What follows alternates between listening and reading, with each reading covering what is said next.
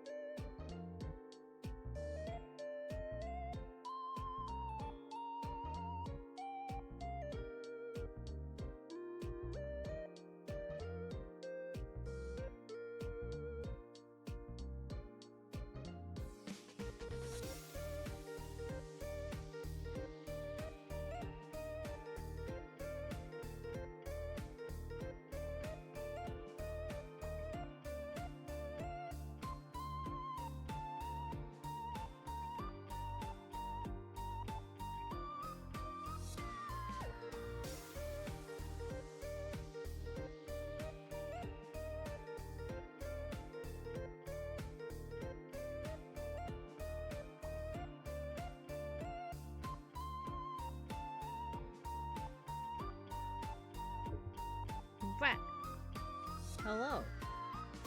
Hello. Welcome. Oh, I'm lagging a little bit. I'm lagging. Wonder why. But you guys can hear me, right? You guys can hear me and see me? Hello, everyone. Hello. Wait, I gotta recalibrate.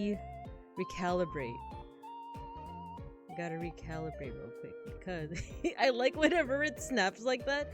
I think of Queen Never Cry. Queen Never Cry. We can hear. Hello, everyone. Hello, Big Ham. Big Ham Mama. If that's okay to call you that. If not, I will default to Big Ham. Wait, let's say our hellos. Hellos. I have quite the reason why I'm late, by the way. It's a bit of a story time. I have quite the reason. It involves some exploding pipes. So, oh, thank you for the pet Rin Rin. Hello, hello. Wait, let's go to the cup corner, shall we? Let's go to the cup corner. Whoa. Oh no, I keep forgetting about the hotkeys, about changing the hotkeys on OBS. We're not ending stream. We're not ending stream. I just keep forgoing. Hello. Hello, everyone. Hello. It's me, Babinka Bear, your local sun bear, art history teacher, and educational streamer. Today we're gonna be doing some art appreciation, but I gotta be honest with y'all. I just got back home like not even 10 minutes ago. So I do have things prepared-ish, kind of. I prepped some things before I left. I'm gonna share. Let's put this up here. Let's get some music going, and then I'm gonna explain myself. I got back before the 15-minute mark. You guys know the rule that in like well, I don't know if this is the rule in all colleges, right? But if the professor isn't there within 15 minutes and they gave you no warning that they would be late, you can leave, right? I think that's the rule. But I showed up 14 minutes after my stream was supposed to start, so you guys can't leave. You guys have to stay for the full for the full time now. Heh heh. No, I'm just kidding. I'm happy to see you guys. Hello everyone. Hello. Let me just set up some music, and let me explain. America explain. Babinka explain. Where is my Spotify? Where's my burrito? Where's my burrito? Oh no, I'm floundering. Wait, where is my Spotify source? Here? Oh no. Oh yeah. There we go. Let's listen to some Naruto.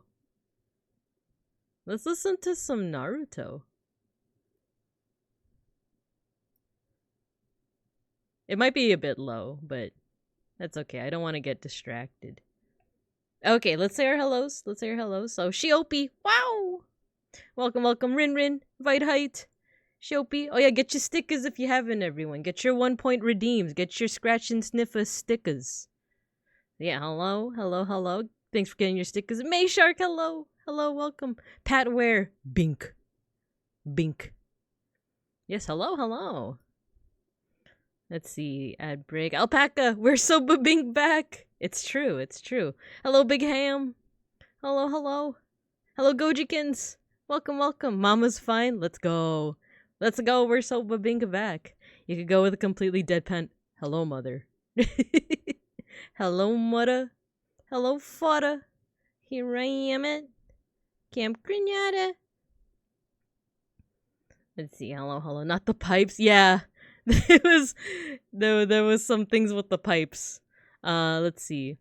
You forgot to submit. No worries. As I'm looking into this Mr. John Constable that you recommended, A. Pullen. Also, hello, A. Pullen. Welcome.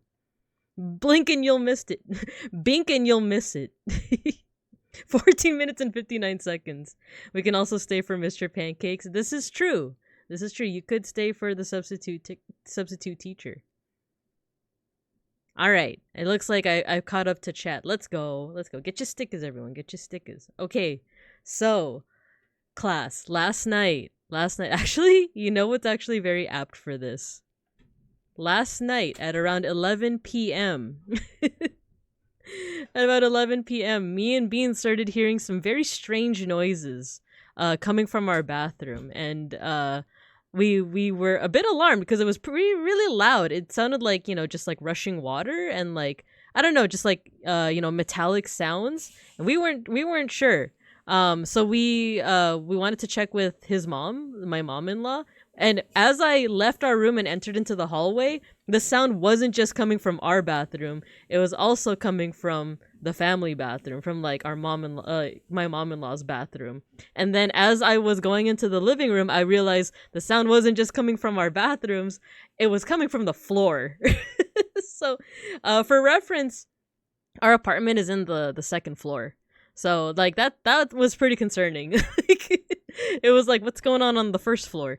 From here on, I don't quite remember the order of operations, but sooner or later we left the apartment and found out that it was flooded downstairs. Like our apartment complex is in a way that like we have our own like building shared with like a couple other apartments. Yeah. And it opens directly to the outside. So it wasn't like the first floor of a big building was flooded. It was, no, I knew someone would do that. I knew someone would do that, kind of like what's happening now. Like, California is wild. Yeah, like it's I don't quite know how to explain it, but like we live in an apartment complex. So there's like other buildings where like it's like a collection of buildings all with different visual aid. I could attempt. Let's see if I could bring up a mspaint.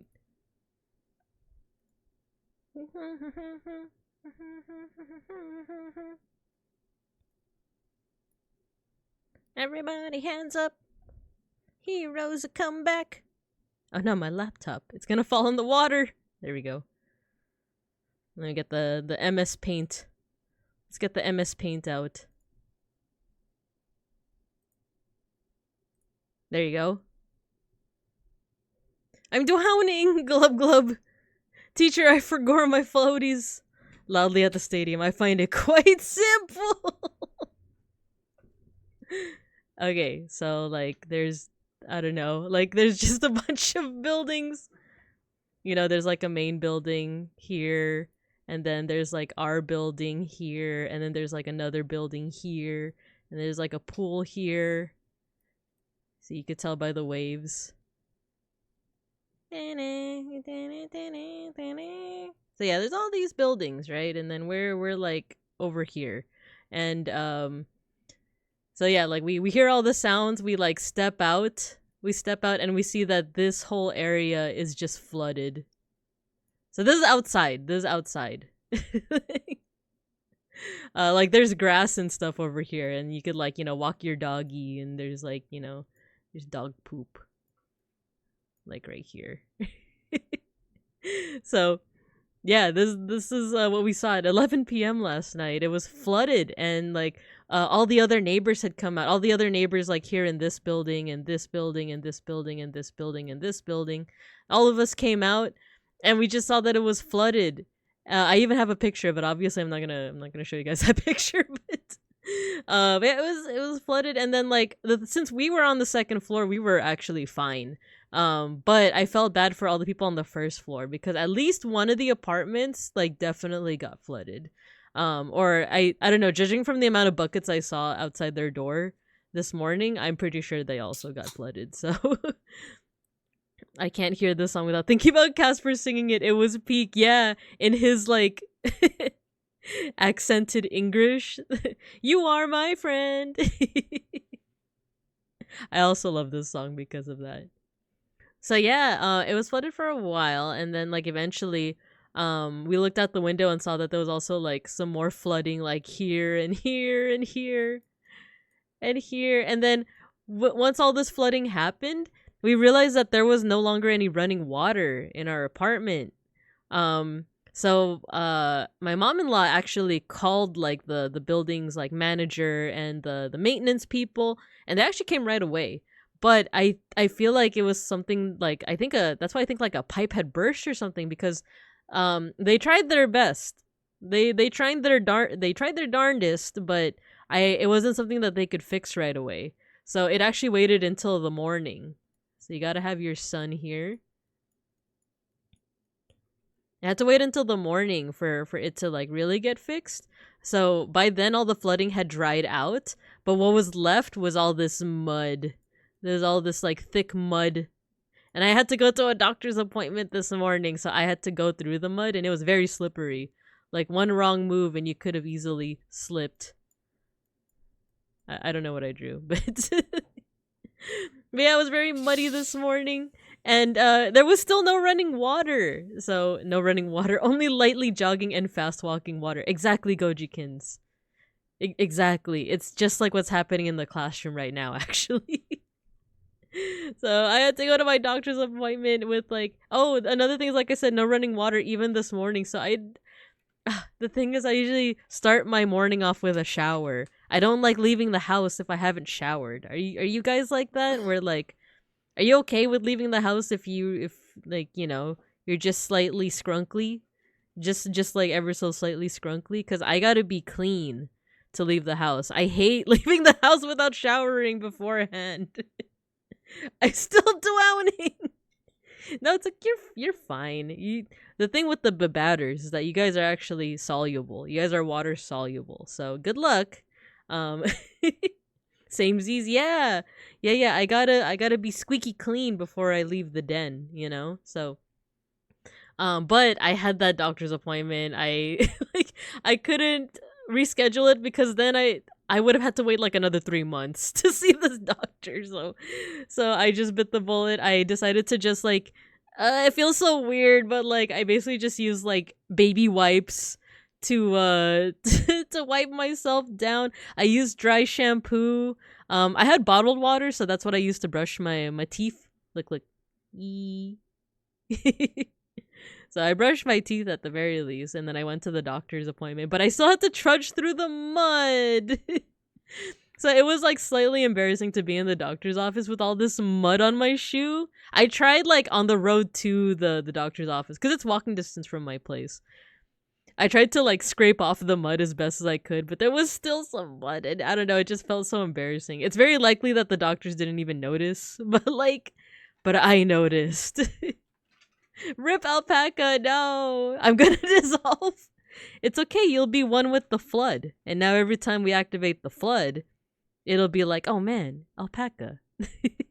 I have no choice. Night washman here. Only early work hours. Man. Oh my god, just baby just baby wipes. I hated it, but it's also, that was a preferable alternative to just showing up smelly, right? Like, you either show up with the baby wipe down, wipe down, or you show up smelly, and I didn't want to show up smelly. So, scoops the batter water. And my mom-in-law also let me use the dry shampoo, which is actually really good. The only issue is that it made me look like I had more white hairs than I really did. It made me look more like a grandma, like a Lola. So, so there was that. But going to the whole reason I'm late, I decided, you know what? It doesn't look like the water's going to be fixed anytime soon because it was getting close to 5 p.m., which, like, you know, that's when people call off work or they get off work, right? So I was like, oh, if the people working on the drainage pipes are going to call it off soon and it still hasn't been fixed, we might not have running water for the rest of the evening. So I decided to call up my parents and be like, can I come by? Can I swing by and take a shower real quick? And my mom was very nice. She was like, of course, like, don't even ask, just show up. I'm glad you did ask, but you could also just show up. You don't have to ask. So rushed on over. Beans and I both rushed on over because he also wanted to take a shower. So we rushed on over and we took a shower, and then by the time we were back on the road, it was like 6 o'clock, but there was traffic. And but we just got back. So I am now nice and fresh. I'm squeaky clean. See, look, let me show you how squeaky clean I am. Give me a second. There you go. See, I'm so clean, I'm sparkly. You like that? So yeah, I'm not just, I don't just smell of baby wipes. I smell like shampoo and like 2-in-1 anti-dandruff shampoo. and and rose body gel or whatever it was in my mom's shower. Wow, I'm convinced. I'm glad. The sparkles, that's how clean I am. Sniff. Oh no, Alpaca's doing the sniffer test. And wouldn't you guess it, the folks that are working on the pipes, they actually did finish. So by the time we got back, we actually got water. So now we can wash the dishes. Y'all, there's one of those moments where like you don't realize how much you need running water until you don't have it. Because it was like I couldn't wash my hands, I couldn't like use the bathroom. We had to like, we just so happened to like use the bathroom when we what's it called, like went out to get coffee. And I was like, I'm just gonna go pee right now. so we couldn't use the bathroom, we couldn't take a shower. Man, I felt I felt a certain way. But now I'm squeaky clean. So, and I'm here. So we're ready for some art appreciation, right?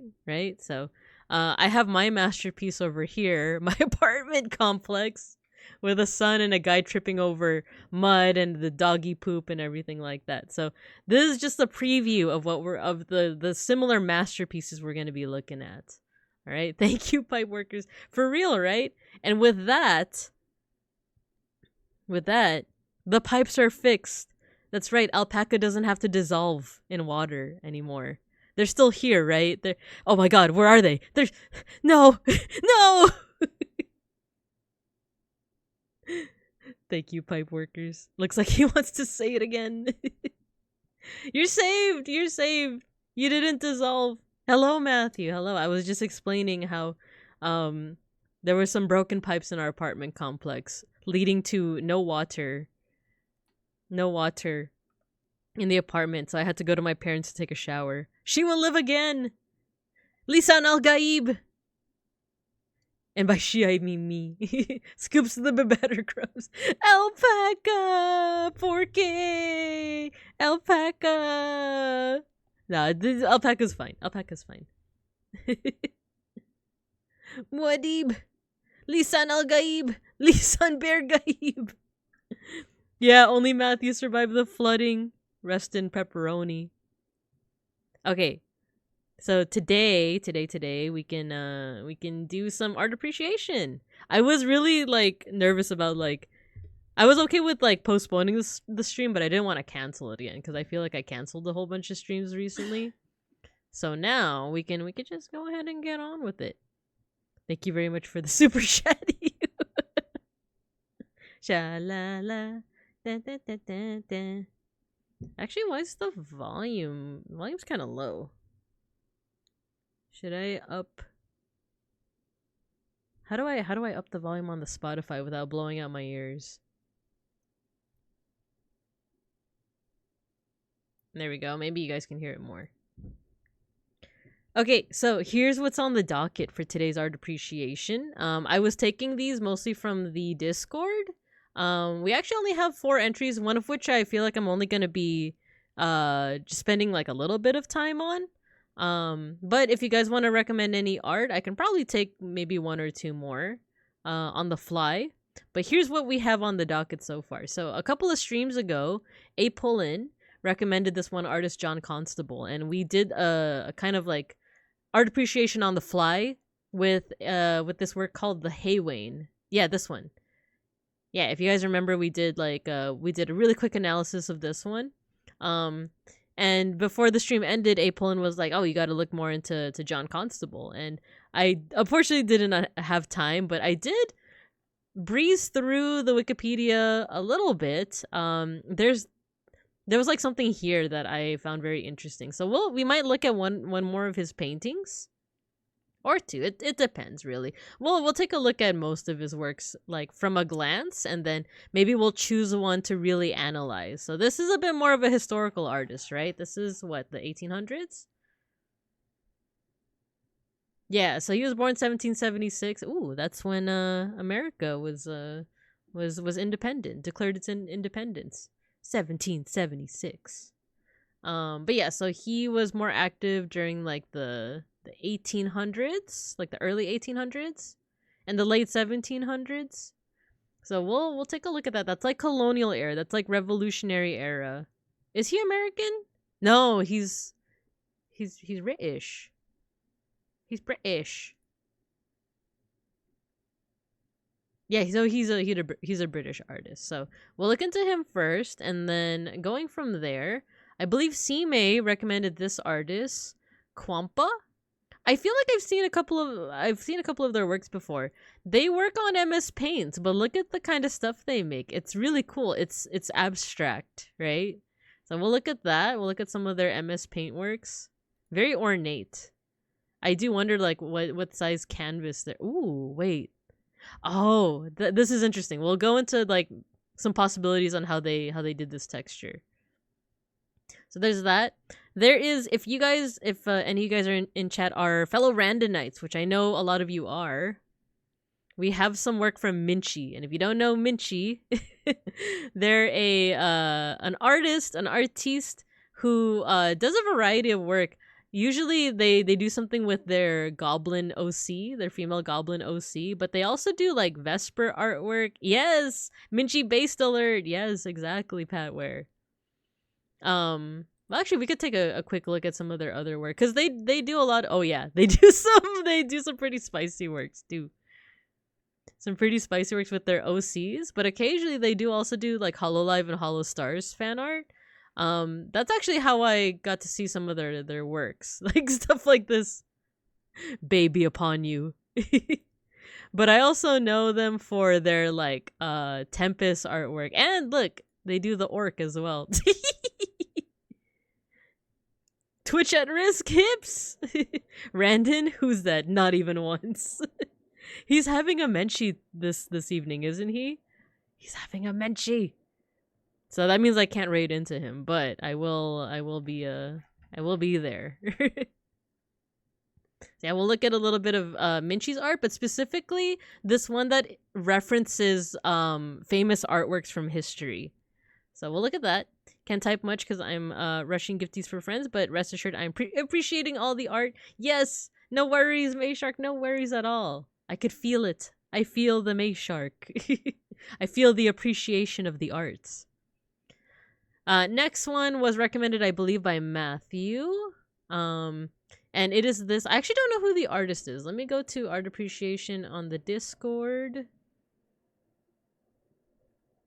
Oh, Matthew, I didn't see that you also recommended my mama's work.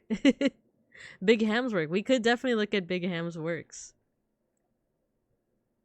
Cats of the Louvre by Matsumoto Taiyo. So we can take a glance. This might be more of a Binka bite. Like, we'll just spend like a minute or so on this one. Same with this one, I would say. Because actually, who recommended? Oh, actually, Matthew, you recommended like this one, and this one. So I might just like spend a little bit of time on each of them. And then the latest recommendation was, in fact, my mama's work. Big Ham's artwork. Let's go. Oh no. No, not oh no. Well, if you want to I guess what's the word? Like abstain. Like if you want me to skip over, I understand. It my usual rule of thumb with these art appreciation streams. No, mama. My usual rule of thumb is that I try to stay to the positive side and more like constructive side. You can share. I kid. Because like I like to tell folks that like you would like it wouldn't feel good if you found out that like someone is streaming and showing your work, right? But they're just like they're just being like merciless. They're being like, this is mid as hell. Like, even though I haven't encountered any art so far that has been mid, they've all been really amazing, right? So but my rule of thumb is usually like, like stay more on the positive, like appreciation side of things rather than like, even if it's constructive criticism, unwelcome criticism is still unwelcome, right? So, and I am an admirer of Big Ham's art. There's a lot of works that they're just so like what's the word I'm looking for? Like I can only think of the word cromulent, but that's doing a disservice. That's doing a disservice. I would much rather say like amazing. Especially like the traditional artworks as well. Oh no, Big Ham. Big Ham is indeed great and powerful. Yes, exactly. I like the traditional works a lot. I'm actually curious about if you don't mind answering, and if you do mind, just let me know. But like about what mediums and media is used in the traditional works, because this looks very like inky slash like watercolory. I do see. Is this an ink pen over here? Let's see. Also, the Big Ham dance and emotes are too strong. It's true. It's true. Well, that's another thing, because I'm looking at the traditional artwork, but also you guys might have noticed, if you guys also follow Big Ham, is that she's also an amazing pixel artist as well. So, ooh, this one has like a flip through. Okay. We might focus on this one. Pentel brush pen XFL 2L. I usually do underdrawing in red animator pencil, and when I'm comfy I do ink, and then just a brush with water. Oh, cool. Nice. Cool. So we will come back in more detail to Big Ham's art, but let's go ahead and rewind. Let's rewind and start off with this British guy, John Constable. Let's see, what's gonna be a more in-depth look, and what's gonna be a Binka bite, like as in like a little more of a glance. So let's do an in-depth look at John Constable and Kwampa. We might spend like a medium amount of time here, because these do have some pretty interesting references to to art history. We'll lightly glance at the cats and the brutalism architecture, also because architecture is not my strong suit. I just so happen to think brutalism is interesting. And then we'll do a more concentrated look on Big Ham's work. So that'll be the plan. That's the plan. So let's jump into it. So we have here this British artist, and then let's also like go through like ways to research as well, because I've talked about this before, I think, but like back in the day, especially if you like are either like a millennial or an older Gen Z, your teachers might have told you like don't use Wikipedia for your research, right? Because anyone can edit it. But I feel like that was like more towards like during the Wild West era of the internet, and nowadays the process of like editing any Wikipedia article is a little bit more involved. Like there's people like double, triple, quadruple checking. So a lot of the stuff here, like for the most part, is factual, and if anything, it's also a good place to just get like a good overview of something, and then from there on do your own research via the references. Because look at all the notes and references that you're gonna get here. So you get references, you get a bibliography. So the thing with like Wikipedia, I still think it's pretty useful. I mean, there was that one lady who wrote all that fake Russian history that I didn't know about. So maybe not. But, there's still all these references. So if a Wikipedia article looks shady to you, check the references. See if they are actual real books, or if all of it is just made up. This seems pretty legit. John Constable Illustrated seems legit. Now, if there's a book called, like, You're Not Even Reading This, I'm just making this up, published by IP Freely, or Amanda Hugginkiss, then I think you can be skeptical. You're allowed to be skeptical. MLA format. My Oshi, check out their cited sources. Exactly. What sources do they cite, right? There's even like footnotes here. So yeah. Okay, so let's start with John Constable over here. Source, trust me, bro. So this was recommended by Apolin. It seems like they specialized more so in landscapes. And I think what I found most interesting when I was just kind of thumbing through this was this section that was called Art. Is Constable quietly rebelled against the artistic culture that taught artists to use their imagination to compose their pictures rather than nature itself. He told Leslie, when I sit down to make a sketch from nature, the first thing I do is try to forget that I have ever seen a picture. Which is a pretty cool quote. That's up there with, there was a quote from Picasso who said that, like, one of his goals or something like that was to learn how to draw like a kid again. Because in that regard, I very much agree with Picasso. Like, if you guys have ever seen art that is done by very young kids, like kindergartners, first graders, and they're not as like obsessed with like perfectionism, they just want to like get art on the paper, right? Like, they just want to like, you give them a prompt, they'll do it. Whereas, like, if you try to teach middle schoolers, which is what I do for my day job, there's going to be a lot of perfectionism. There's going to be a lot of, like, I hate this. I hate this. It doesn't match what I had in my head. And a lot of my job is just being like, it's okay. Like, it's okay. I totally get it.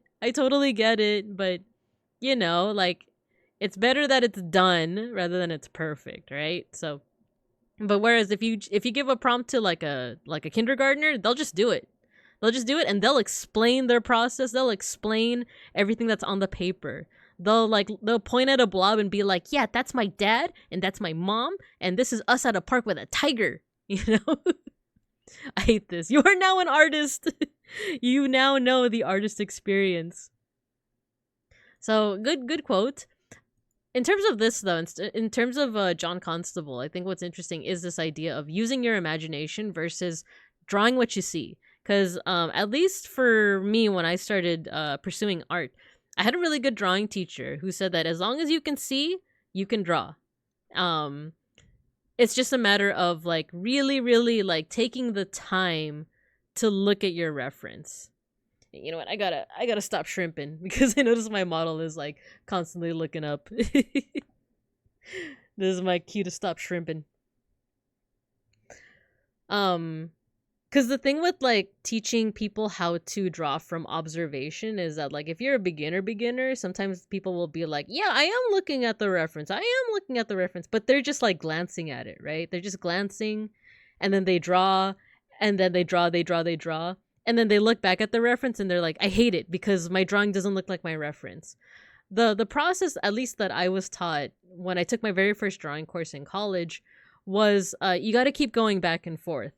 You gotta like look at your reference, really, really look at it, and then you go to your paper, you start sketching it through, and then you go back to your reference, and then you keep on sketching, you keep on making adjustments. And this isn't like the end all be all. This isn't like the the only key to getting good at art, right? But that's just like one thing to correct. Like when you're looking at a reference in your drawing and it's not matching, are you really making sure that you're looking at your reference, right? So my own art journey was like doing a lot of observation, doing a lot of careful observation, to the point where like I got a lot more comfortable with drawing from observation, drawing from nature. And that's a really good way to start, right?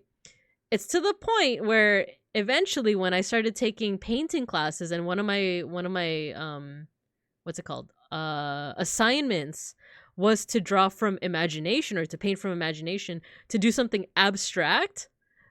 It was really hard. It's actually, I don't know, are there any fellow artists that also have trouble with like abstract works? Because for me, abstract's really hard. Like to just conjure up something, right? The middle ground between that is drawing from observation but adding your own touches.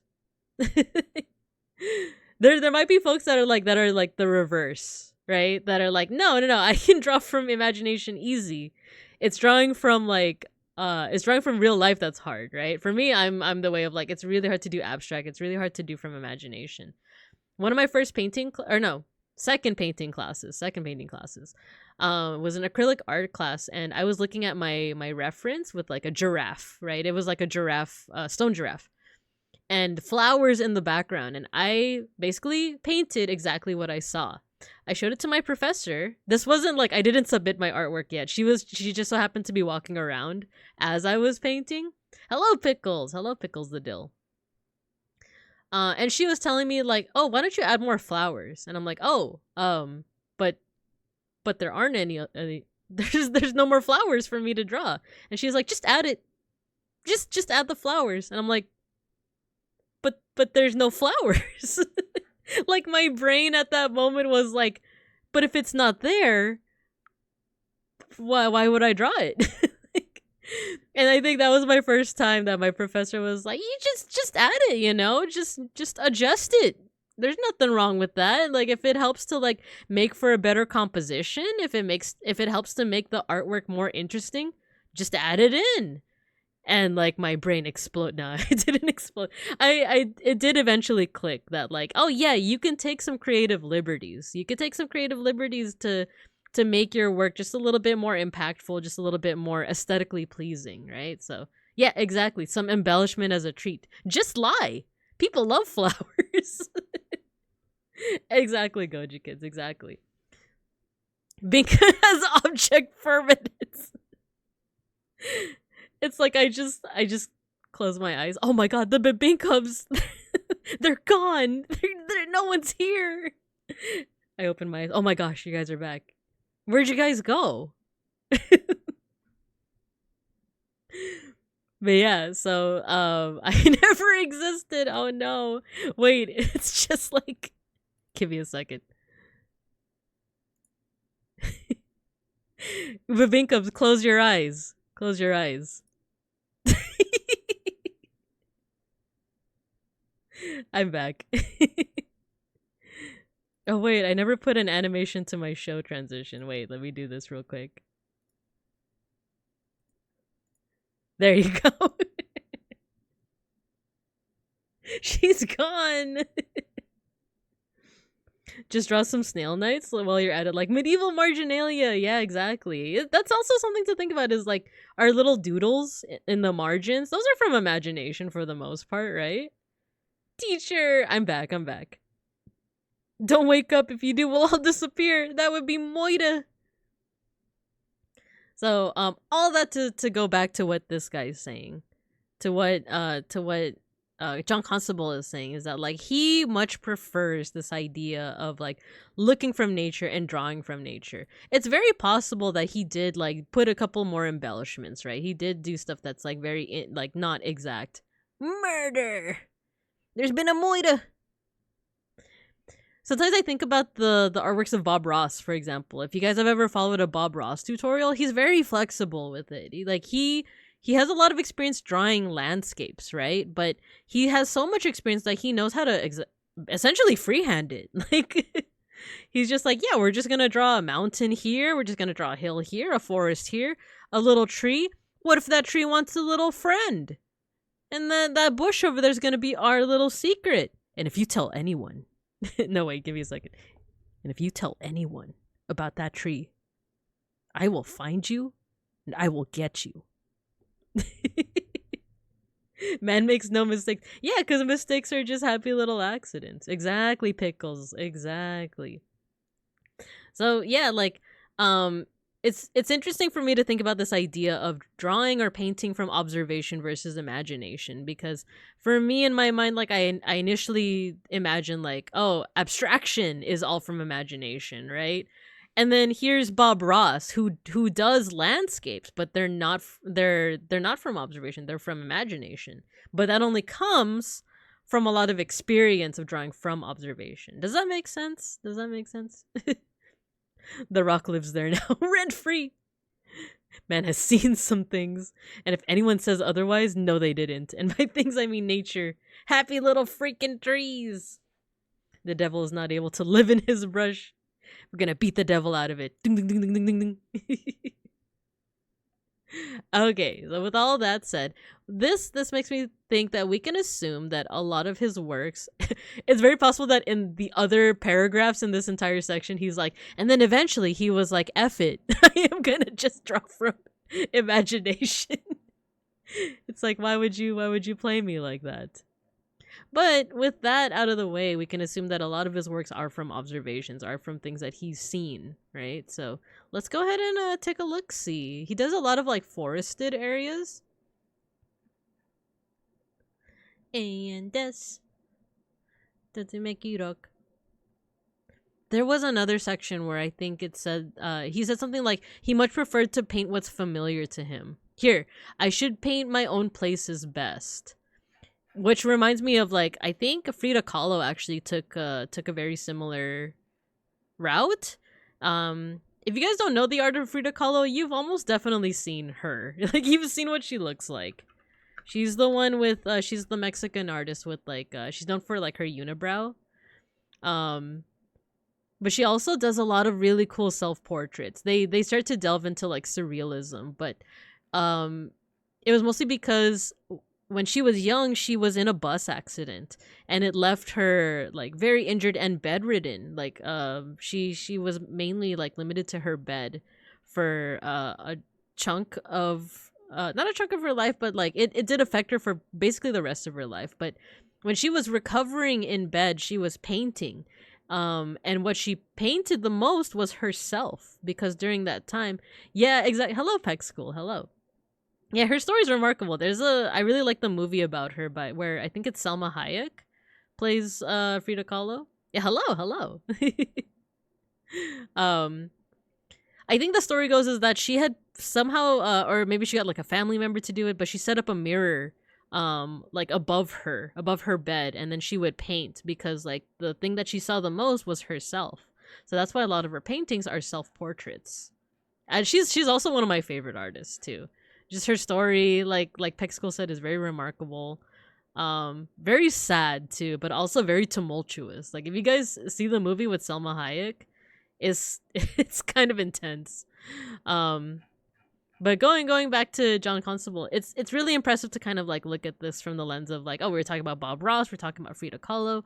So John Constable was painting what is most familiar to him and what is more comfortable to him and from nature. So it seems like his painting is very much kind of staying in his own lane, doing what is the most comfortable, but at the same time there's probably a lot of room as well for experimentation within that. She could have started the daily selfiegram. Exactly. So with that, let's take a look see at some of Constable's works. Ooh, wait, this is awesome. Salisbury Cathedral from the Bishop's Crown, 1825. As a gesture of appreciation for John Fisher, the Bishop of Salisbury, who commissioned this painting, Constable included the bishop and his wife in the bottom left corner. The Frick Collection, New York. Alright, let's take a closer look, shall we? Because this has a little bit of architecture. This has a cathedral in it. And if you guys know me, one of my favorite pieces of architecture is Gothic. So let's see if this is Gothic. You've been to the Frick? Ooh, cool. Okay, cool. Ooh, I like this zoom in because you could see the brush strokes. We got some cows. So let's zoom out again. We're looking at a landscape. As we said, like it seems like Constable's very comfortable with landscapes more so. We have a road, what looks like a road going towards this cathedral. And the cathedral's even framed by 2 trees here, which seems to me a little too convenient, right? Like I feel like this might have been maybe this happy little tree wasn't originally there and maybe he added it, or it's very possible that this is like, you know, the reality that he was seeing, right? Pastoral AF, exactly, Apolline, exactly. So let's take a closer look. Ooh, look, you have the signature. This was during the era where the S's look like F's whenever they write it. So it looks like John Constable, but it's Constable. London, 1826. Cool. Ooh, we have some what looks like rose bushes or some kind of like flowering bush over here. With landscapes like this, like even though you know, he wanted to paint what he saw, it's like impossible to get every single, you know, like leaf 100% accurate, right? So I would imagine that I gotta stop shrimping. I would imagine that like kind of like with Bob Ross, he probably was like taking his brush and just kind of like being a little bit more liberal with how he put out the leaves and the foliage.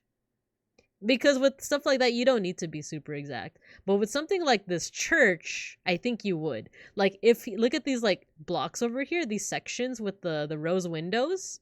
Hey! Who did that? Who threw that? Matthew, how could you? Not my own mod. You must have been very tall to see that. Exactly. But so the trees don't need to be exact, but I think the building does, because streamer, reach for the sky. No, don't shoot. Don't do it. Oh, no. This one. There we go. Put your hands in the air and wave them like you just don't bear. I bared a little. There we go. So if, this whole section with the rose window, there's 2 of them, right? If he had put 3, then people who knew about this cathedral, or even us nowadays in the present time, would have been like, wait a minute, that's inaccurate. This artist doesn't know jack poop. She bared her pants. Oh no. Oh yeah, an alpaca. Thank you for the pet.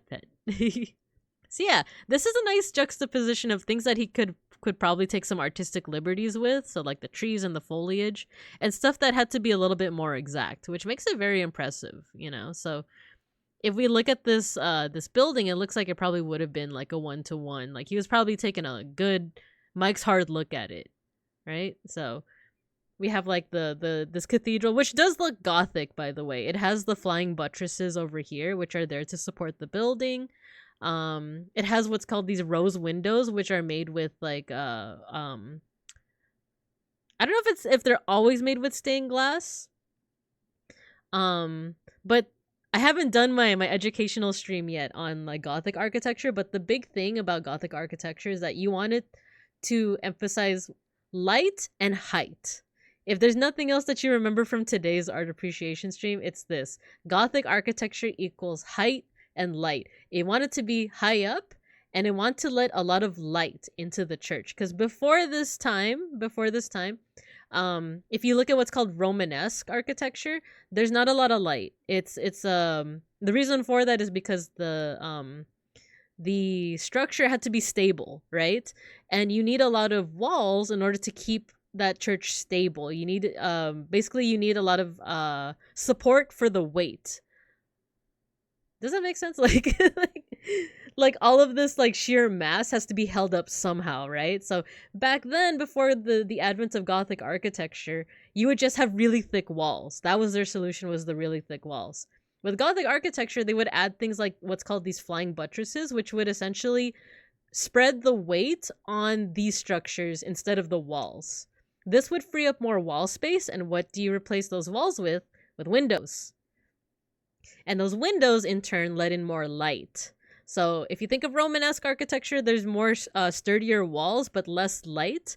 The weight is transferred here to the buttresses, as well as what's called like broken arches. You see it here, like this kind of upside down V shape. That's called a broken arch. So a lot more of the weight would actually get distributed through the broken arches, through the flying buttresses. And you can't see it here, but the ceilings are shaped in a certain way that also support more weight. So that would allow for more windows, more light. And that's how you know that this is at the very least inspired by Gothic. I think it is Gothic. I think there are some aspects that might not be, but because the weight was being distributed now, that also meant that you could build higher. So a lot of these cathedrals would be a little bit taller as well. So yeah, I'm a big fan. That's the only time you're gonna hear a sophisticated discussion on architecture from me. Because if you were to ask me about any other architecture, I'd be like, it looks cool. it looks neat. Okay, let me catch up on chat. Long church. They also commissioned the painting, so he has to paint the church. Can you imagine you commission this guy to paint something religious, and he's like, I drew the Garden of Eden, and it's just a field. It's just a field. Gothic architecture is so hard to draw. This is good. Exactly. Let's see. Very tall, long church. Yes. Hello, Ghosty. Hello. Light wasn't invented yet. Sunlight. I mean sunlight. Why do they want it to be very tall again? Something about God. I think so. Like the closer you are to God, right? It's like that one Chola eyeliner tutorial. It's like the bigger the wing of your eyeliner, the closer you are to God. If you go up that buttress on the left and go in the window, you will meet the Onion Knight. It's true. But where's the upside down castle? Where is it, right? There's no upside down castle. This isn't Utena at all. vaulted by the beloved by the drywallers everywhere, or beloathed by the drywallers everywhere. Exactly, it's the vaulted ceilings. No, Binka, you are the sun bear. All hail the sun. Is that the is it Dark Souls, right? That's a Dark Souls reference. Is it hail the sun? What does that guy say? I forgot. Okay. What else can we see here? So there's cows. So there's this neat juxtaposition to, you know what? You know what I'm noticing is the use of light. Because I noticed that the cows are kind of in shadow. This cow is in light, right? But there we go. Praise the sun. There we go. Praise the sun. And then praise the sun. Praise the sun. There we go. So yeah, if we look at this back from a distance, you'll see that the thing that is the most lit up is the church. And these trees are kind of like framing it, right? So it's almost like the painter, like it's almost like Mr. Constable here is saying like, look at the church. Look at it. It's so cool. Look at it. The other most obvious thing I would say is the couple, which, you know, that is the bishop and his wife, right? It's because you have this like really vibrant red that sticks out because it's up against the green. And if you guys remember our talk on colors, green and red are what's called complementary. They make each other like they highlight each other. So if you have a work of art that is mostly green and you want something to pop, put something that's red, especially this vibrant red, because it'll instantly make your eye gravitate towards this red as well as this red. There's also a little bit of red on the cows too. So when you look at this this artwork, you are seeing like the church is the most highlighted, especially because it's framed. It's also in light while everything else is in shade. And then your eye can also gravitate more towards the red of the sash or whatever this is from the bishop's wife. So Constable did a really good job of just like highlighting those two things that his commissioner really wanted like people to pay attention to, right? If only we can all be so grossly incandescent. Sun be with you. You can T-pose with your model. I can't quite T-pose, but I can do this. Courtesy of Big Ham Mama. So yeah. Overall, really good composition because of that, because of the use of light, the use of color. And we also just have that pastoralism that A. Pullen was talking about, right? So we have these cows. They're very like they're here at this stream. Ooh, during our conversation about lines, we even talked about how like if you see a horizontal line, our mind usually associates that with stability and maybe calmness, because if you think about water, if you see ripples or waves or jagged lines, that's danger. But if you see nice calm water, it's horizontal lines all the way across. So this is giving us kind of a vibe of like serenity, peace, stability, right? These cows are just chilling. Horizontal lines remind me of math. That too. The X and Y axis. So yeah, this is basically giving this very like pastoral, calm feeling. I didn't even notice that there's a person there. Serenity, peace, crocodile you're not aware of. Exactly. There could be a crocodile in there and we would never know. Are there even crocodiles in England, now that I think about it? I know there's some in the Philippines and there's alligators in America. Are there even crocodiles in that part of the world? I'm actually not sure. But yeah, I think that's the most that I can say. There's probably a lot to really unlock with like analyzing this painting, but that's what jumped out to me is like the composition, the light, the use of color, and just like the serenity of it all. So yeah. Northern Crocs be wild, really, man, or am I being gullible again? Are you guys? But where's Waldo? Easy. Who's behind the girl with the umbrella? It's Waldo. There's Crocs in Elysium. Ah, there you go. But lost lots their habitat to recreation courses. No, the poor Crocs. It's already been an hour. We're getting an ad break soon. Waldo be looking. All right, we're gonna let this ad play. We're gonna let the ad play, but I'll put you guys in. Let's put you guys in the cub corner. But for now, feel free to gaze longingly at this gothic cathedral. And when the ad break starts, I'll put you guys in the cub corner. Don't eat the trees. Don't eat the trees. I need some water. I need some water. Actually, you know what? I'll put you guys in there early. Sighs wistfully.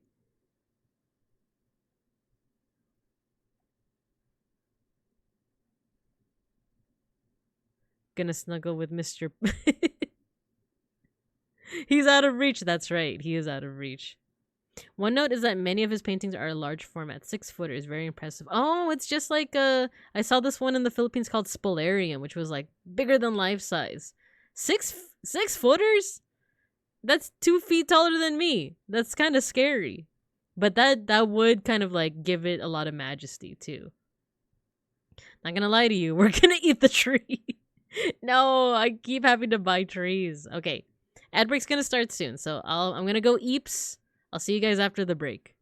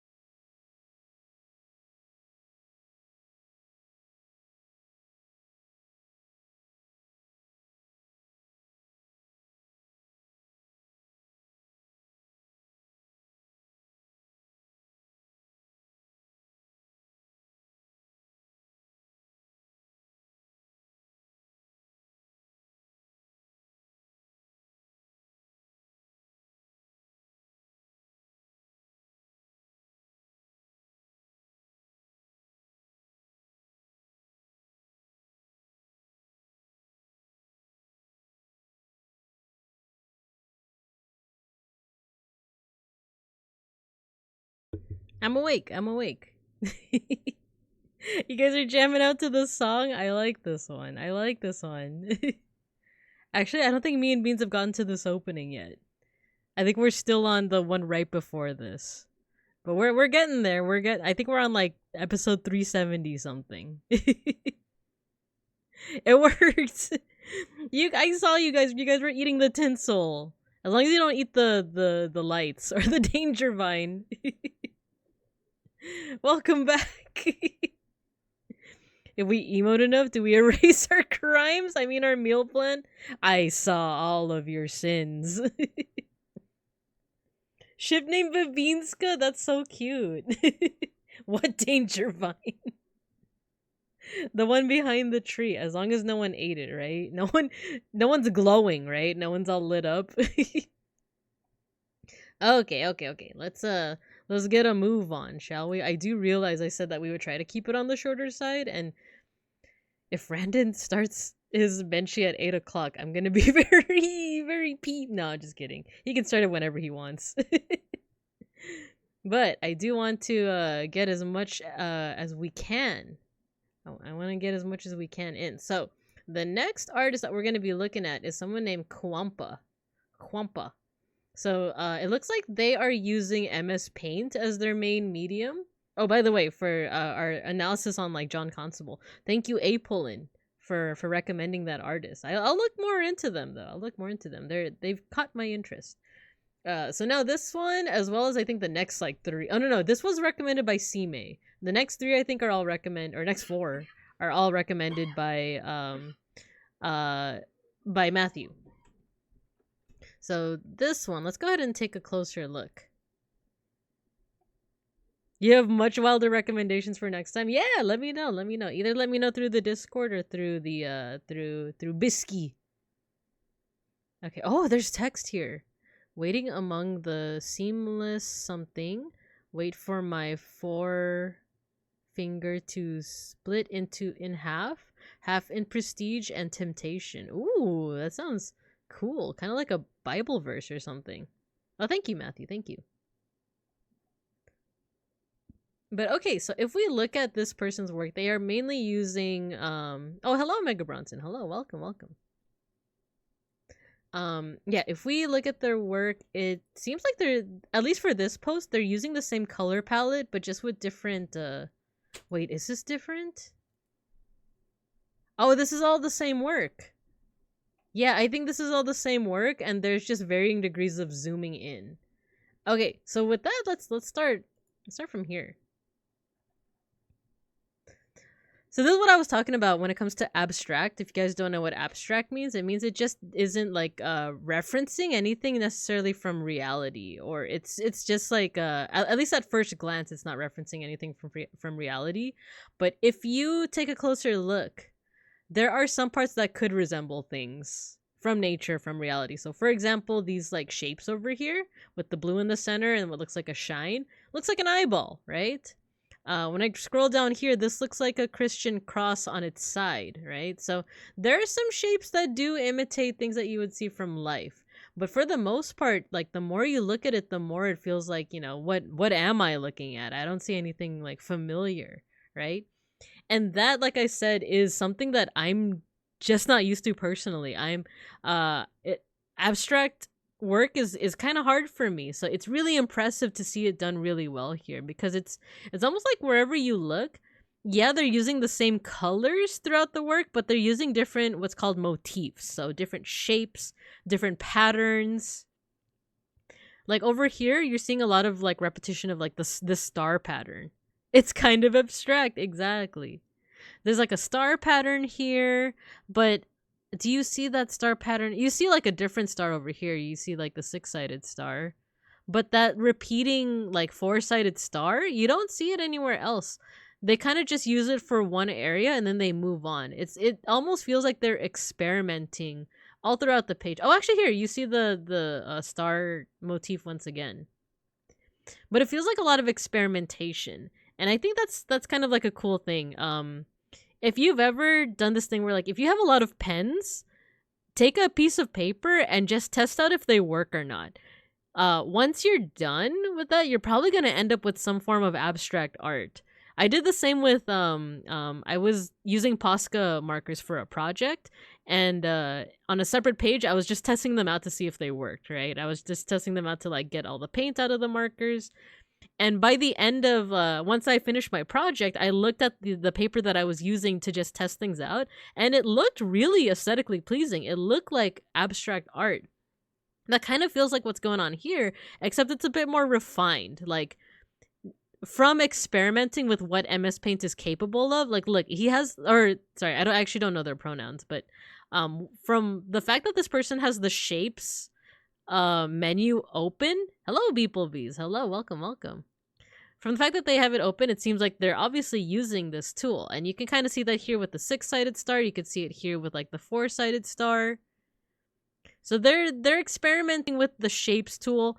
They're experimenting with probably the curve tool, the fill tool. We did like a small sample on one of our previous streams on how to play around with MS Paint, because there's the curve tool, which can lead to shapes like this. And then it looks like they also tried to like make lines as well as erase them. I'm kind of wondering how they did this effect. This is actually really cool. It's like a repeating effect. Some of these parts look like they drew something and then they erased it, but they left little specks here and there, and it adds a really cool texture to the work. This reminds me of like if you've ever had like an old computer, like a Windows 98 or 95, and like you play around with the cursor and it just starts repeating itself. That's what this reminds me of. It's almost like a stamp effect. Oh, and this part over here, you know what this reminds me of? Go into MS Paint right now. You know what? We can even experiment with this. Let me open up MS Paint. It feels like this is the result of a lot of experimentation that eventually this person just got the hang of and turned it into an art form. So let's do this. Let's just, you know, just make a funny shape. Just open up MS Paint, make a funny shape. It's okay if it overlaps and stuff like that, right? So take your fill tool now and just fill it in with different colors. Oh, wait, I don't like how there's an overlap there. So, you know, now you just like experiment. See what you make. This is one of those things that like, you know, if you're bored, like you don't have internet or you don't have, you know, like anything else to do, you could just play around and make cool abstract art like this, right? I'll pay you 1,000 for it. Good evening, church. This takes me back. Neapolitan ice cream. Yeah, exactly, right? And now to add to that, you can like experiment by like erasing parts. Like erase. And now do it again. See what happens. See, look at that. So like just from playing around with this abstract Shrek. Abstract Shrek is crazy.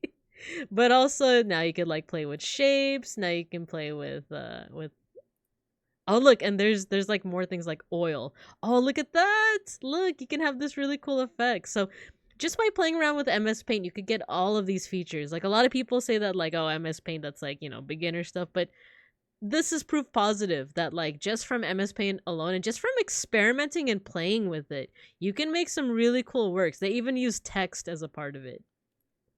So if we look at the rest of this piece, they're zooming in because look at this work right here, and this eyeball, that is basically right here. So they're zooming in more and more and more until you get this really pixelated design. And the way that you can get that, let me actually take my MS Paint. I closed it. Oh wait, you know what? The screen's down. I'm sorry.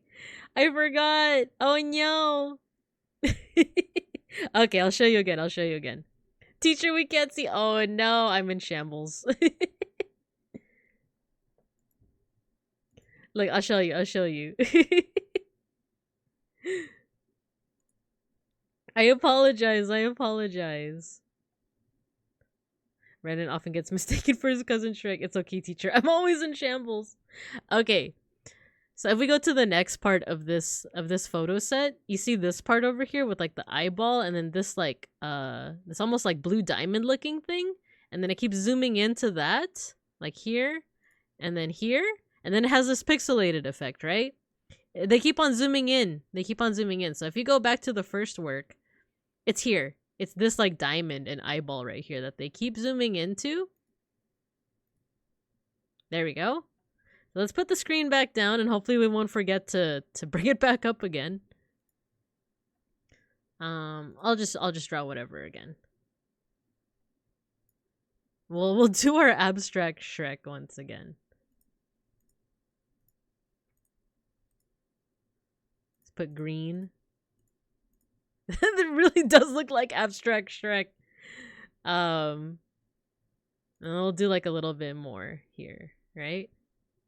So what you want to do is select. Actually, can we resize? Maybe not resize. Let's crop. Wait, how do they do this actually? I think it is resize. Percentage. So let's do 200. There you go. Now that I've resized it, everything has become a little bit pixelated, and I think that's how they got that effect.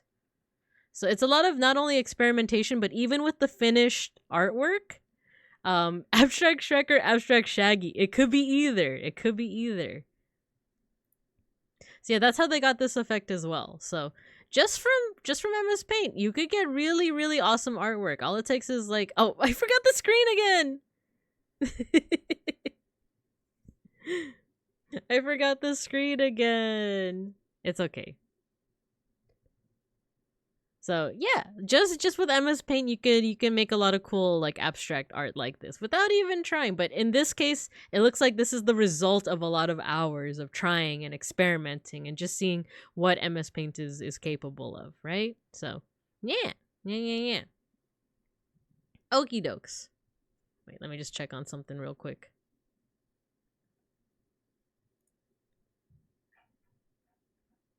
Okay. I was just checking to see if Brandon was streaming. We wouldn't cut the stream short, but I would quicken up the pace a little bit. Okay, but yeah, this is the art of Kwampa. You guys should check out this artist. I'm gonna go ahead and put them in the chat. Babinka original for sale. Price is starting at $9,999.99. Bidding begins now. So here, it's the work of this artist. You should definitely check them out. I'm gonna put them in my favorites list. And actually, I'm not really on Twitter anymore, but I will follow this artist still. Okay. So this next artist is Minchi. Like I said before, if you're a Randonite or a Hololive Holostars fan, you're probably familiar with this person. What a deal! What a steal!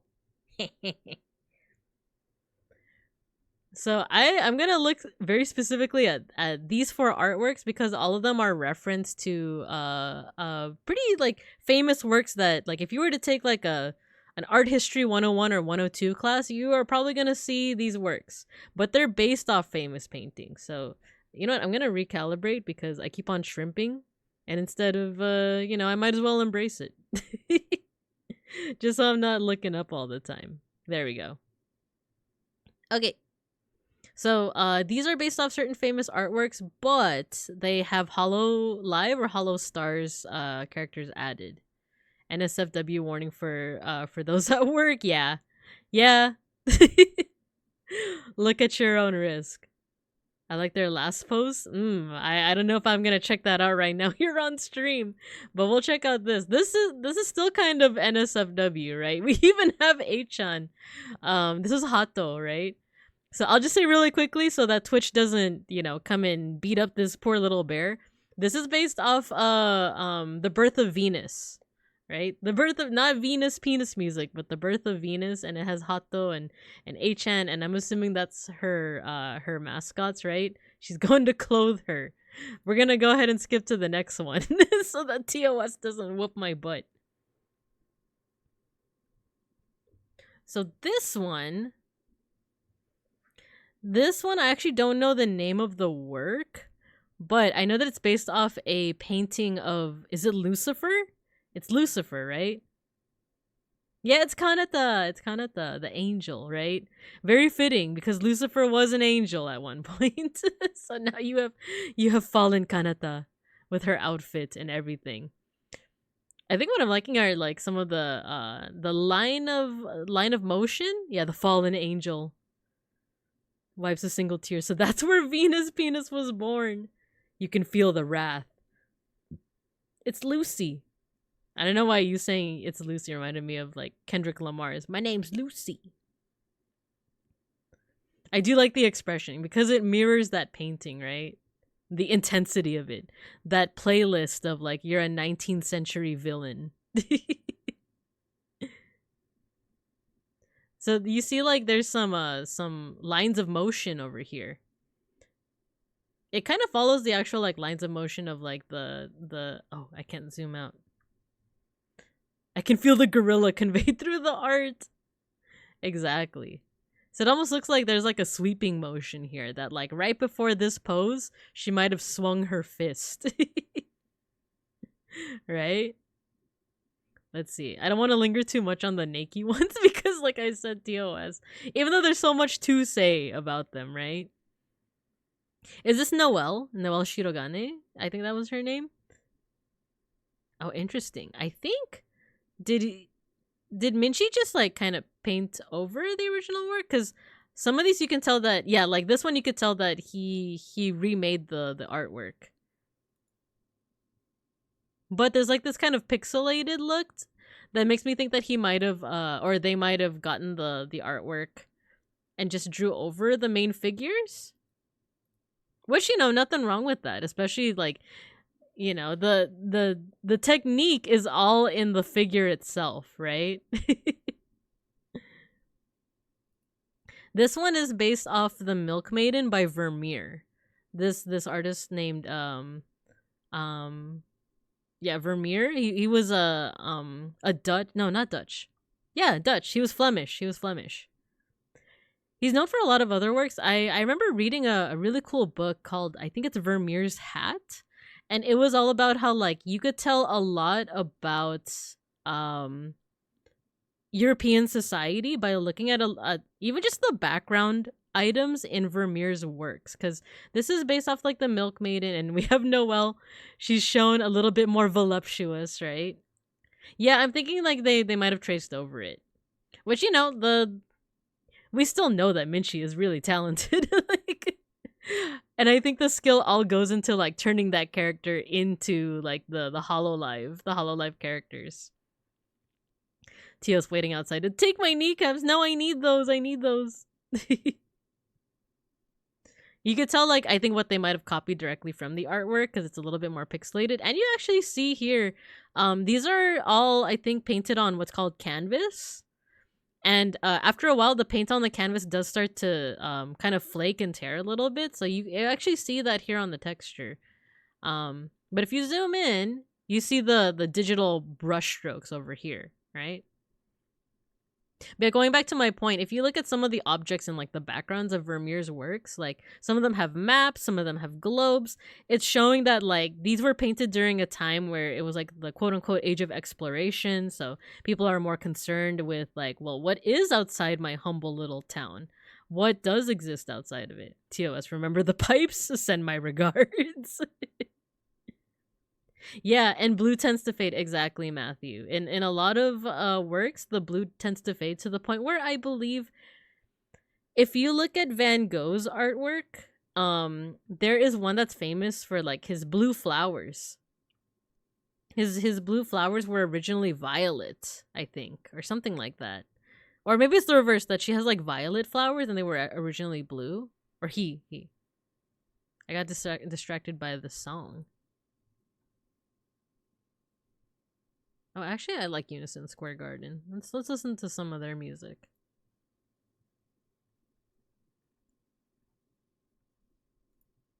There we go. Oh, it's the same song. Okay. Yeah, let's listen to this one. That's specifically why John Blanche didn't use blue when inking his art, which led to grimdark stuff using his Zorn palette. Ah, Oh, interesting, interesting. So yeah, you have Noelle as the Milk Maiden, and then last but not least, you have this one. This is my favorite for totally unbiased reasons. For one, it's Vesper, my dead grandpa, here.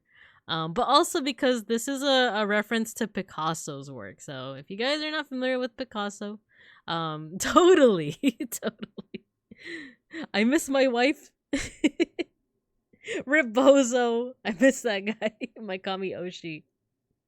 He did a great job with the Dorito chin, especially. Like, look at this. Look at this.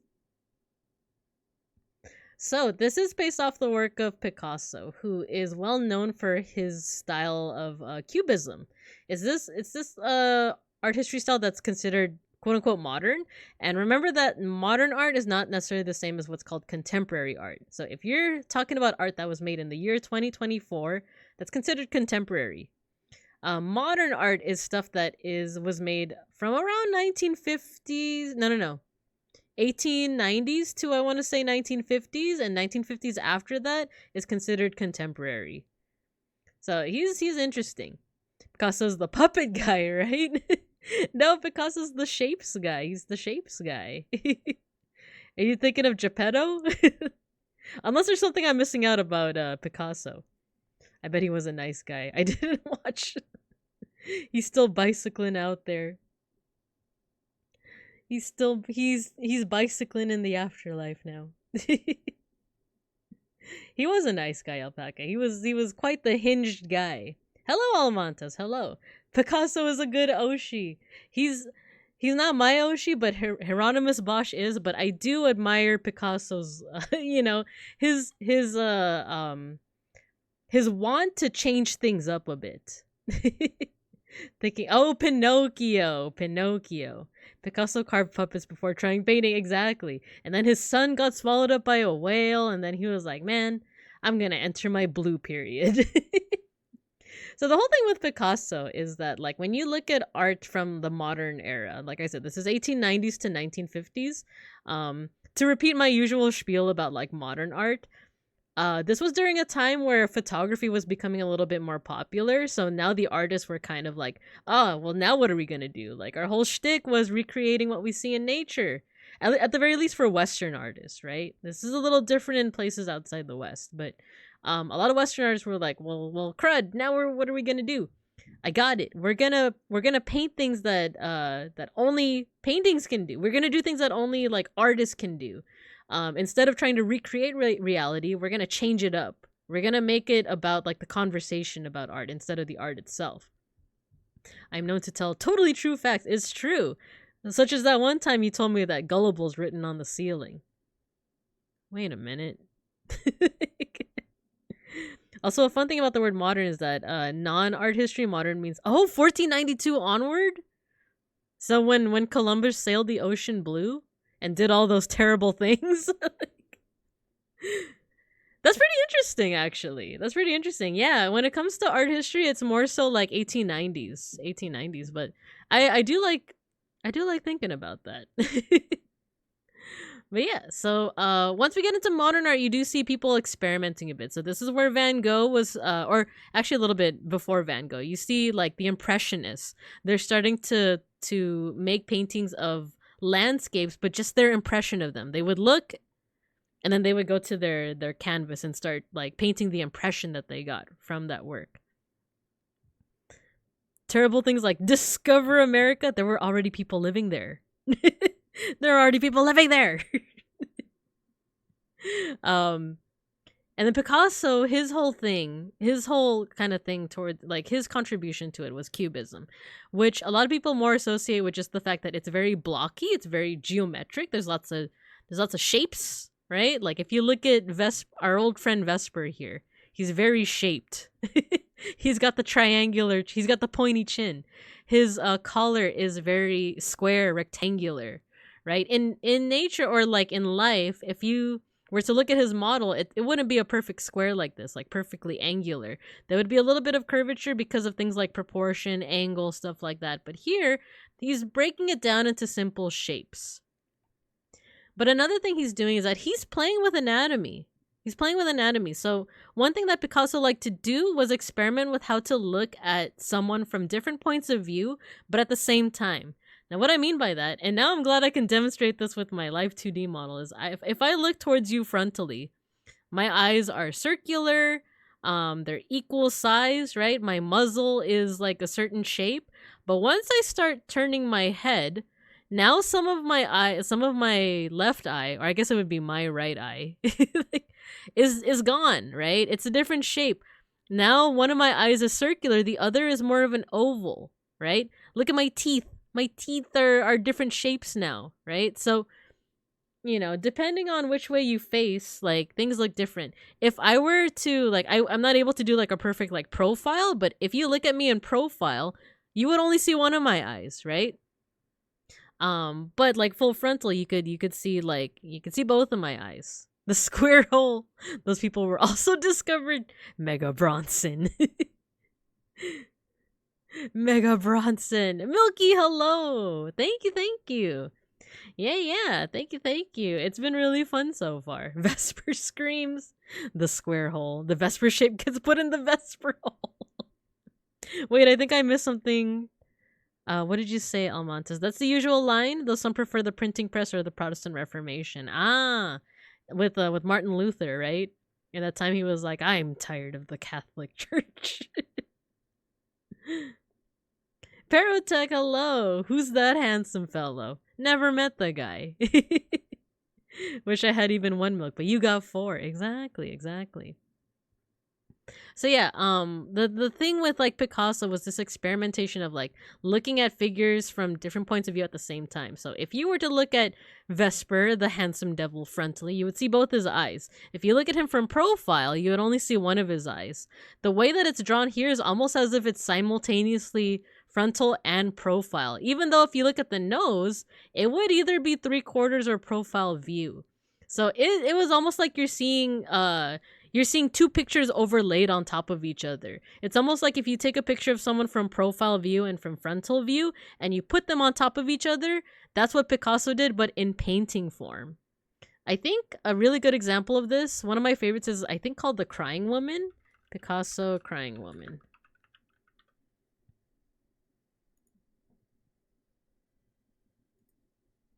Here, this one. This is one of my favorites to look at because, like, is she looking to the side? Is she looking 3/4 view? Is she looking right in front of you? It's kind of hard to tell because, like, the mouth kind of looks like it could be profile. It looks like it could be 3/4. Same with the nose, but you're seeing both eyes. So is it frontal? We don't know. This is what the experimentation is. And also he's playing around with color and emotion. Things like the gnarled teeth. Like, these lines here, are they shading or are they other fingers? So he's playing with that. That's kind of like one of his contributions to this idea of like cubism. Picasso jump scare. Who's gonna tell her? Tell me what? What are you telling me? Is she eating glass? Is this the last time we drop acid?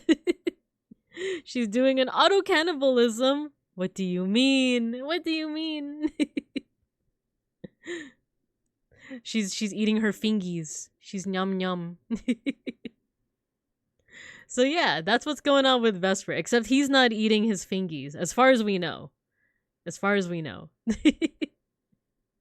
yeah, I think Minchi did a really good job of highlighting Vesper's very handsome features, right? Especially the chin. But while also kind of emulating the Picasso style. So yeah. All right, so what do we have next? So that's a bit of Minchi's work. Do check out their work, but just know some of it is NSFW. So be forewarned. Be forewarned. Okay, what's next? Oh yeah, this work. We're gonna just take a quick glance at this and this, and then we're gonna move on to the biggest hammus.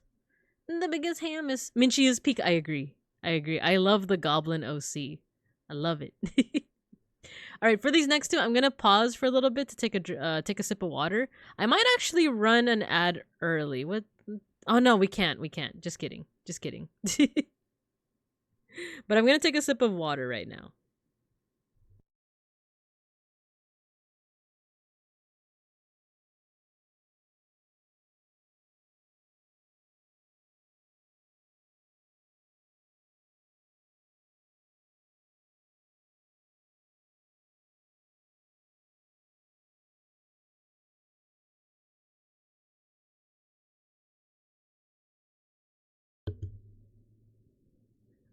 Peg school. You said Junji Ito. What do you see here that reminds you of Junji Ito? I will say, so this was also recommended by Matthew. Let me go back to what he recommended here. So this is called Cats of the Louvre by Matsumoto Taiyo. See, hello, welcome. We are doing a little bit of art appreciation. We're now looking at these running cats, the kitty cats. Oh yeah, because Junji Ito himself also likes cats, right? Because a lot of people know Junji Ito for his horror manga, right? Like Uzumaki, Gyo, right? But he is also very fond of cats. I think he has 2 cats.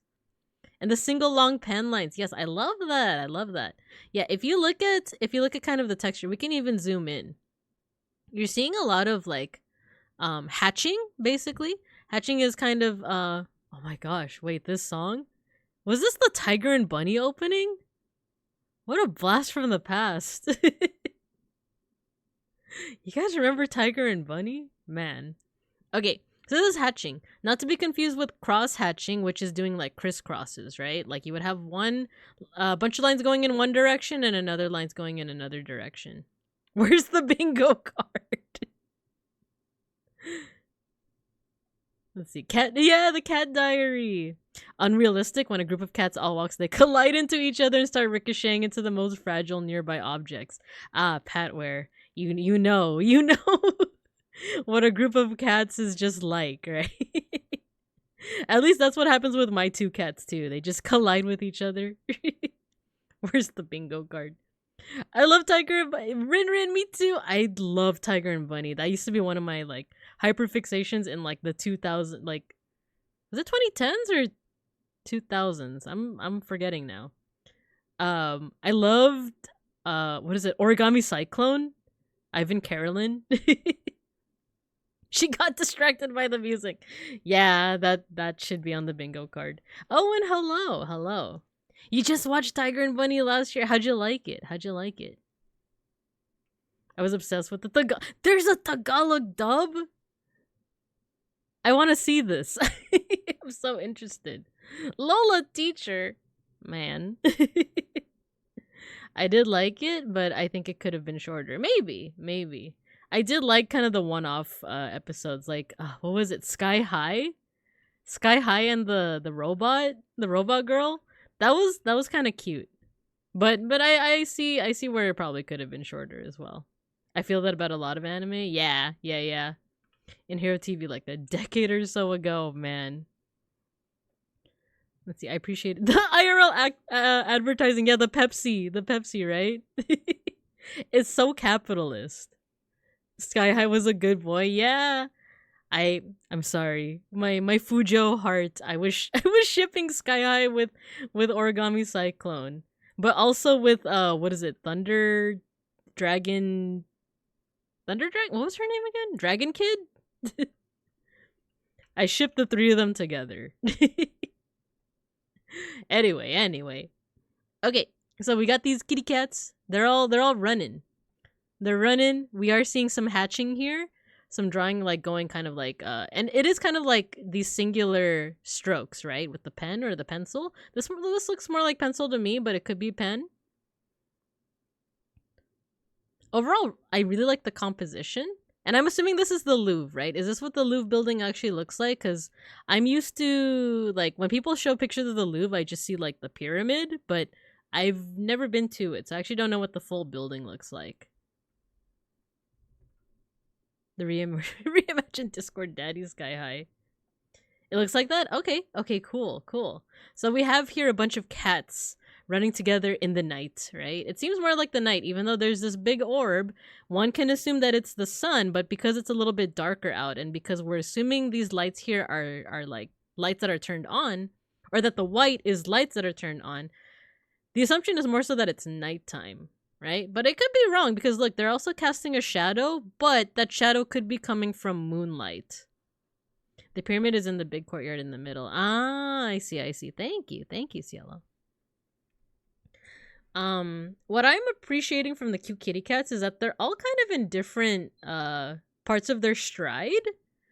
Or are they? A lot of them are more outstretched, and this one is a little bit more like their legs are in. But I think that gives enough of an illusion. What do I want to say here? Let me take a second to just look at this. There's a lot of playing around with shapes here, especially with the cats, because you have the big rotund boy over here, like kind of in the center, but that is contrasted with this like kind of skinnier kitty cat, but also it's contrasted with like the big boy is kind of is more light.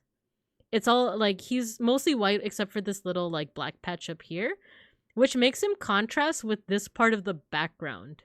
So he contrasts really well, but he also contrasts with the black cat. He's just straight up like black, but he was positioned in a way where he's not mixing into the darker areas here. So this artist is using their space really well. Same thing with texture. There's some playing around with shape because you got the round boy, you got the little bit more skinny boy, you got the like this one is a little bit more square, but he's also playing around with texture. I keep saying he. I gotta stop doing that, like just defaulting to he, but they're also playing with texture by adding some like some line work over here, and even more so with this cat because this one is closer to us, therefore we can see a little bit more detail. So you see a little bit more of like the patterning here, we see a little bit more detail, whereas the one furthest away from us, all we need to know is his big old shape, his big old rotundness. Someone shook the treat bag. That's exactly what happened. It was just like shika shika shika, and they're like, oh, food. The fat cat. Yeah. Every cat is drawn so dynamically with so much detail, and then there's the big chunky one on the top. Excellent analysis, Pexicool. I love it. Yes, if you guys also have an analysis, don't let me be the only one, you know, like don't let me stop you. It doesn't need to just be me. If you guys also want to like be like, I noticed this and that, feel free. Oh yeah, I said I would only spend a short amount of time on this, right? But I love how each cat is so unique, right? You have this one which is like mostly white, right? I'm not seeing any other colors on it. This one's all black, this one's black and white, but then you get this one that looks more like the Siamese breed, if I remember correctly, like the ones from what is it? Aristocats? Because it has like the little black part here and on the little paws, and then you don't even see the entirety of this cat, but from the virtue of the fact that the tail is all out like that, you know, you could tell that it's probably like a different design, a different like pattern from all the other cats. I think what you were getting at with all of them in the different poses, that it really helps to get across the feeling that the image is like taken while they were running really fast. Yes, exactly, Cielo, exactly. Like they're all in motion. It feels like we're looking at a snapshot. Like even the border, right? Even the border looks like it's from a photograph. Look at this graph. I analyzed that the cats are all baby. It's true. Wonderful analysis. But yeah, it's very like whimsical in a way. It reminds me of like it gives a little bit of an air of mystery. Like there's the chunky boy that adds a little bit of like adorableness to it, but it's also a bit mysterious. It's like, where are all the cats running to? Why are they all running in the same direction? Are they all running away from something, or are they all running to something like a bag of treats, you know? And then why specifically at the Louvre, and why, you know, like the moonlight and the darkness kind of adds this little air of mystery to it, right? It's very whimsical, and it also reminds me of one of my favorite artists, which I think I've mentioned them before. Dawning Crow. I've actually bought art books from this artist, but they also draw a lot of cats. But I love the way that they draw cats, because the face always looks so like ish happens, you know. I like this one. Let's see if we can like this has a very similar feel to me, right? Like it's this kind of, it feels almost mundane. It feels like we're looking at a cat in its everyday life, but to us it's kind of mysterious, right? Like it's kind of mysterious. It's like what's the cat looking at? It's a little introspective too. It's like, what are these cats doing, right? What are these cats doing? What the cat doing? This is so cute. Stupid cheetah. Don't call him that. Don't call him stupid. He's doing his best. Who painted that? And what's the name of it? Oh yeah, no worries. Let me actually put it in the chat. So according to Matthew, who's the one that recommended this, it's called Cats of the Louvre, and it's by Matsumoto Taiyo. Yeah, I'm willing to look more into their works, but yeah, it's given the same vibes as this guy. Hippo reminds me of me. Oh man, which one is it? This one just chilling, or the one on the toilet, just being like, "Ish happens." Mobu and new friend. I'm so charmed by this artist. Enjoy your last meal. I know. Staring at the window. I feel like this sometimes. I like eating by myself, especially at the office. This is what I feel like too. I usually just stare out the window, and like, even though I'm not opposed to people engaging me in conversation when I'm eating, I much prefer that I just eat and stare out the window. Conversation can be for later. I just want to eat. The dog with the shirt and tie. Yeah, isn't it cute? I like this one. But yeah, so I love this one. Enjoy your last meal. Okay. We gotta move on though. We gotta move on. Oh yeah, if you guys want to see this artist though, this is a different artist, but their name's Dawning Crow. One of my favorites.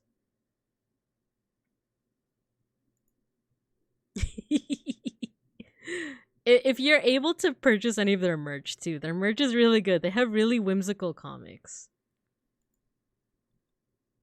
The Borzoi pulling an axle and eating the hot pot. Yes.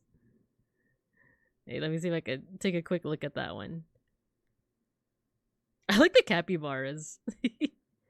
Where's the Borzoi? The stack.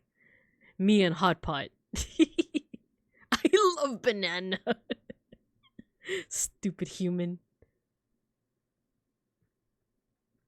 I love these. I love these so much. Hello.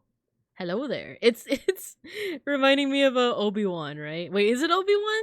This is hello there. It's a manga series? I thought it was a painting from 1963. Oh, are you talking about the Matsumoto Taiyo one? I actually didn't do a lot of research into that, but I might. I'm just gonna open up a window for later. Matsumoto Taiyo. Ah, interesting.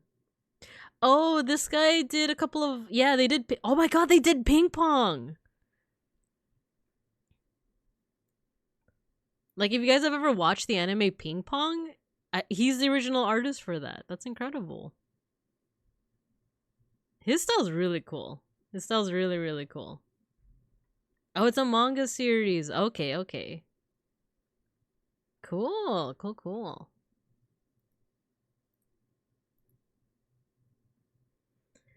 Okie dokie. So, next up, I think we'll do this. We'll look at this one. We'll do an ad break, and then we'll finish off by admiring Big Ham's work. So this one, this is it looks like this is an Instagram called Brutal Cities. Is it just by one person? Follow Ryan Jago for works in progress. It seems like it might be all by one person, right?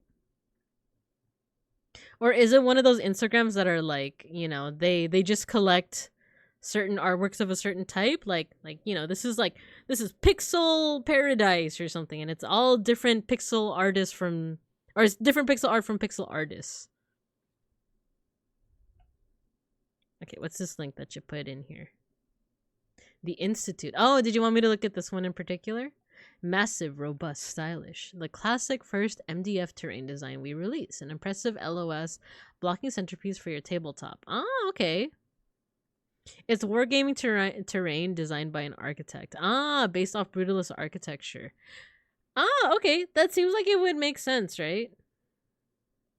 It seems like it would make sense to like find a lot of inspiration from brutalist architecture. It's like that one artist that you recommended, Matthew, that like um what is it, like Warhammer based, but it also had some inspiration from like orthodox imagery, religious stuff. Brutalist cities, Brutopolis Plaza Tower. Ah, very cool.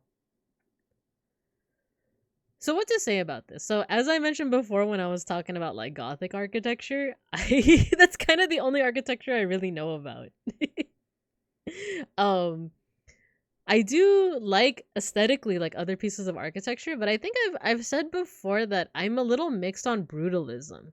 If you're not sure what brutalism is, it's this style of architecture that's marked by using a lot of concrete to make these very blocky structures like this.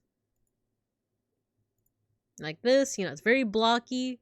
There's not as much emphasis on decoration, though arguably I've seen some brutalist architecture that does have a lot of decoration and it pulls it off really well. Same Rin. Yeah, I feel the same, that like brutalism like it can be a hit or miss. For me, I really liked it in the context of when I saw it when I took my trip to the Philippines. I liked it in the context of it being juxtaposed with nature. Cause I thought that there's a lot of brutalist architecture in Manila where I had my little trip, but it would always be surrounded by trees, by greenery, and I like that look. I like that look a lot. Concrete plus green plants is such a great look. Exactly. April, and yes, I agree. I agree. I love the long horizontal window. Yeah, right? It's like what's going on in there? Especially because it doesn't look like there would be glass in there, right? So would it just be like open air? You just get birdies flying through, right?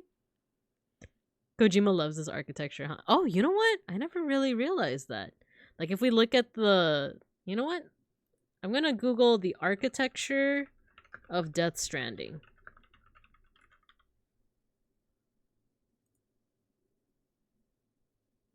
Mmm.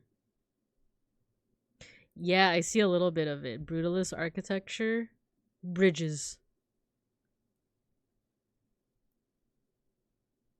Though, I guess with this looks more like steel, but yeah, you do see kind of like this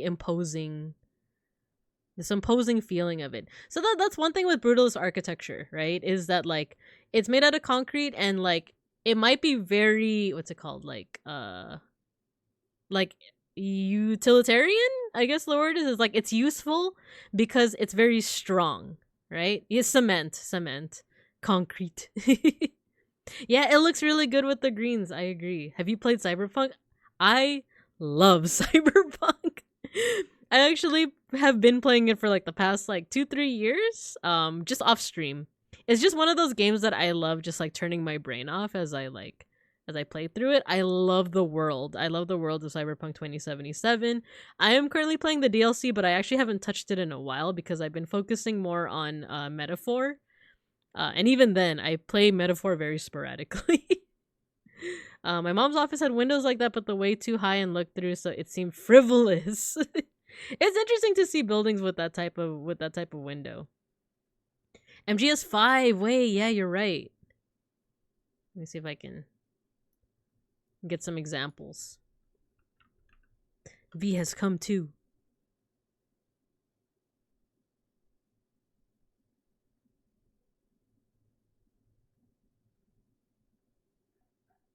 It's just showing me like mother base basically,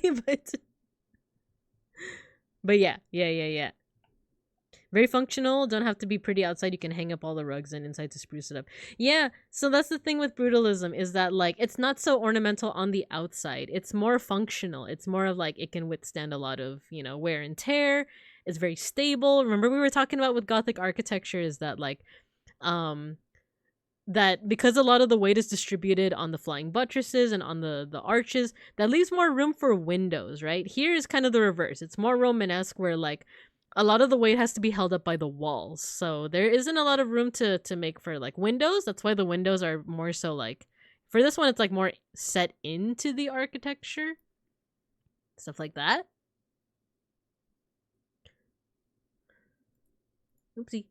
So like it's not so ornamental on the outside, but that means that you can feel free to decorate it on the inside. But also, like we were talking about with our Philippines conversation, like it can also be juxtaposed really well with nature. And I feel like therein lies like a lot of thematic storytelling, like thematic architecture, right? Because when it comes to brutalism, like in a story, you do see it in terms of like being imposing. Like sometimes you'll see it as the architecture used for the villains because like these are the almighty leaders and they're so strong. They're like concrete. They're like cement, right? They're so strong and imposing. Nothing can topple them unless I have mixed feelings about brutalism because of its ties to fascism. That's another thing. Yeah, exactly. So not only do you see this in like media, but also in reality, right? Like also in real life, in politics and in history. You see this connection between like being imposing, being strong, being stable, and this connection to fascism. Hello, Zako. Hello. Boxes for days. So yeah, let's yeah, even if you guys don't, even if you don't like the style of brutalism, let's I think we can have a civil conversation about what we like and dislike about it. So don't let it devolve into just like dislike. But yeah, we were just talking about how I feel like brutalism is very much like a hit or miss. I think it does depend on like what could be inside, what is like what is kind of like juxtaposed with, so stuff like that. Hello, Vexing Cat. Hello, welcome. Brutalism is very austere and incredibly brittle and fragile at times. I think that's what makes it kind of cool too, right? Thank you for the analysis. I appreciate that. It's purposefully oppressive, which is why it's perfect for things like Judge Dredd. Yeah, and I was thinking about it too with Blade Runner, right? How like the I think what I found interesting about how it's used in Blade Runner is that because it's pyramidal, right? Like I'm trying to remember architecture of Blade Runner, because it harkens to brutalism, but it also kind of harkens to stuff like Aztec, Maya, maybe even Egyptian architecture. Here we go. Right? It's very like sci-fi, very cyberpunk, but the big chunky pyramid shape reminds me of Egypt. It reminds me of like the Temple of the Sun, right? So it also like the reason why so many cultures around the world have pyramids is because it's just a structure that works if you want it to stay up for a very long time, right? It has this wide base, but you can also put something like it's also ascending up towards the heavens. So that's one reason why you see it's like all over the world, and it's not aliens. It's not because of aliens. Even though ancient aliens would be like pyramids in more than one part of the world, must be aliens. So with how it's used in Blade Runner, I think it's very interesting that it's harkening back to those things. But yeah.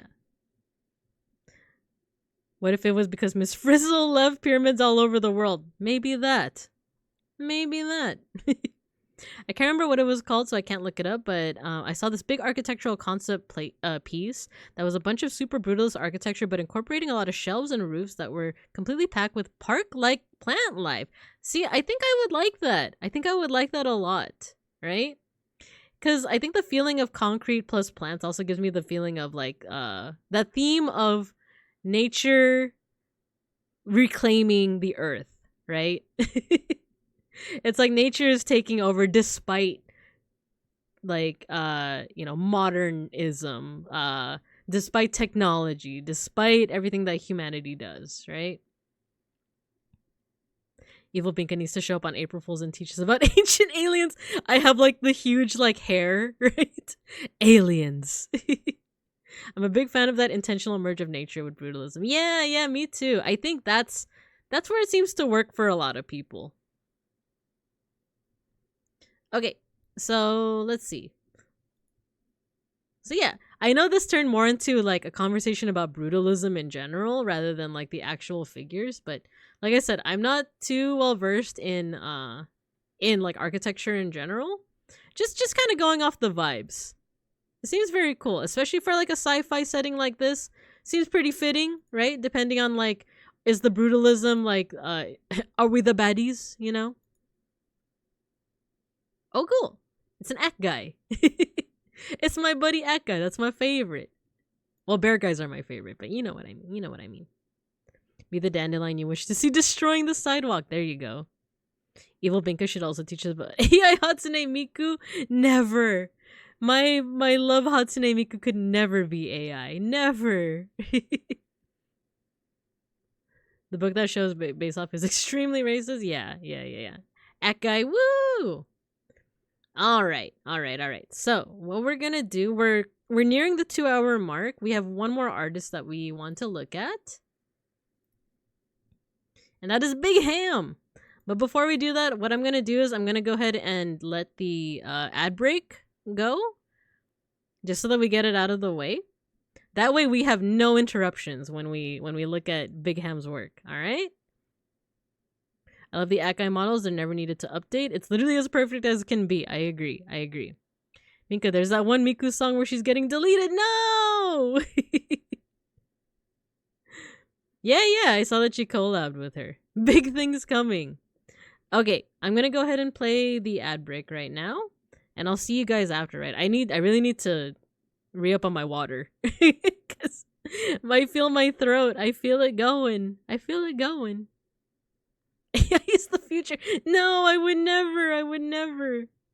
Okay, ad break going now. I'm gonna go eeps and get some water.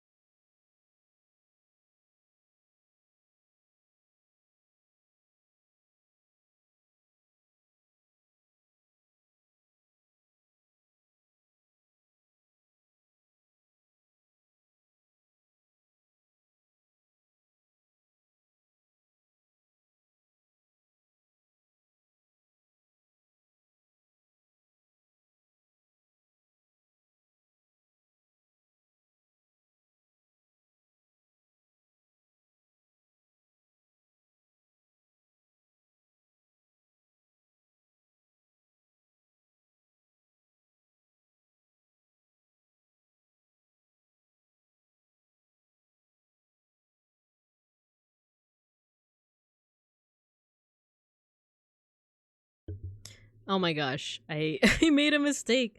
Um I meant to do a 3-minute ad, but I forgot that oh no, okay.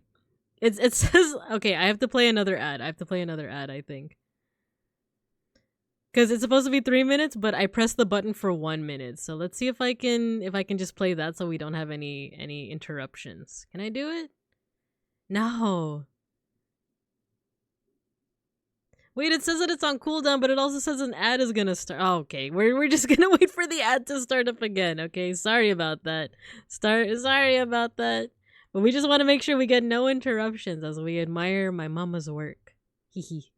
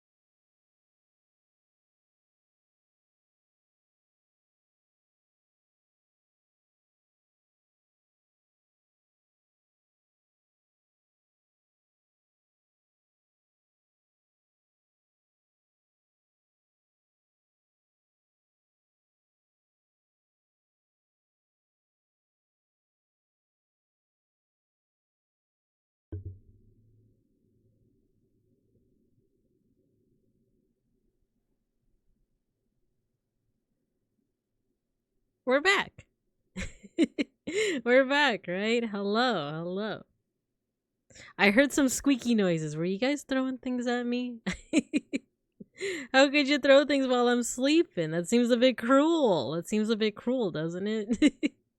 I think I saw who said that. Was that Alpaca saying you wish you had a pancakes plushie? It's what's funny is that Mr. Pancakes, excuse me, Mr. Pancakes is actually based off an actual plushie. It's based off an IRL plushie I have. I'll post the picture. I don't know if I can grab it right now because it's like in the depths of my Google Photos. It was funny. And it's funny because I've seen like, you know how there's some Instagram accounts out there that like they have a plushie and they take it with them on like trips and they pose it, and like the Instagram account is basically just like the plushie going on adventures. I saw another person with the same plushie as what Mr. Pancakes is. And like he's Mr. Pancakes has a cousin. He's like traveling around France and stuff. I just know that I got him from Target. I got him from Target. So I unfortunately don't know like if it has an actual name, but I will post a picture one of these days. So yeah. Okay, let's head back to class. Mr. Pancakes and Cousin Pancakes all over the world. Yeah, exactly. But yeah, I will reveal Mr. Pancakes. I actually have a bunch of plushies. Actually, my little brother, when I dropped by my parents' home today, he gave me another plushie. So, maybe I'll post their adventures every once in a while. But yeah, okay, we have one more artist to look at, and she's quite the artist, actually. She's my mama. She's my rigging mama. This is Big Ham. Here's Big Ham. So I decided to look at her Drawtober 2024 doodles. So there's a lot to look at. Of course, we're not gonna look at each and every one, but we are gonna like click on the ones that like jump out at us, right? Because I think the Drawtober does a really good job of showcasing Big Ham's, for one, style, but also skill, and also kind of like different techniques, because like some of these are like straightforward portraits of like different VTubers, right? But some of them, like, there's also a bit of experimentation with composition. There's a bit of experimentation with like coloring, stuff like that. So I think this might be a really good place to kind of like jump off from.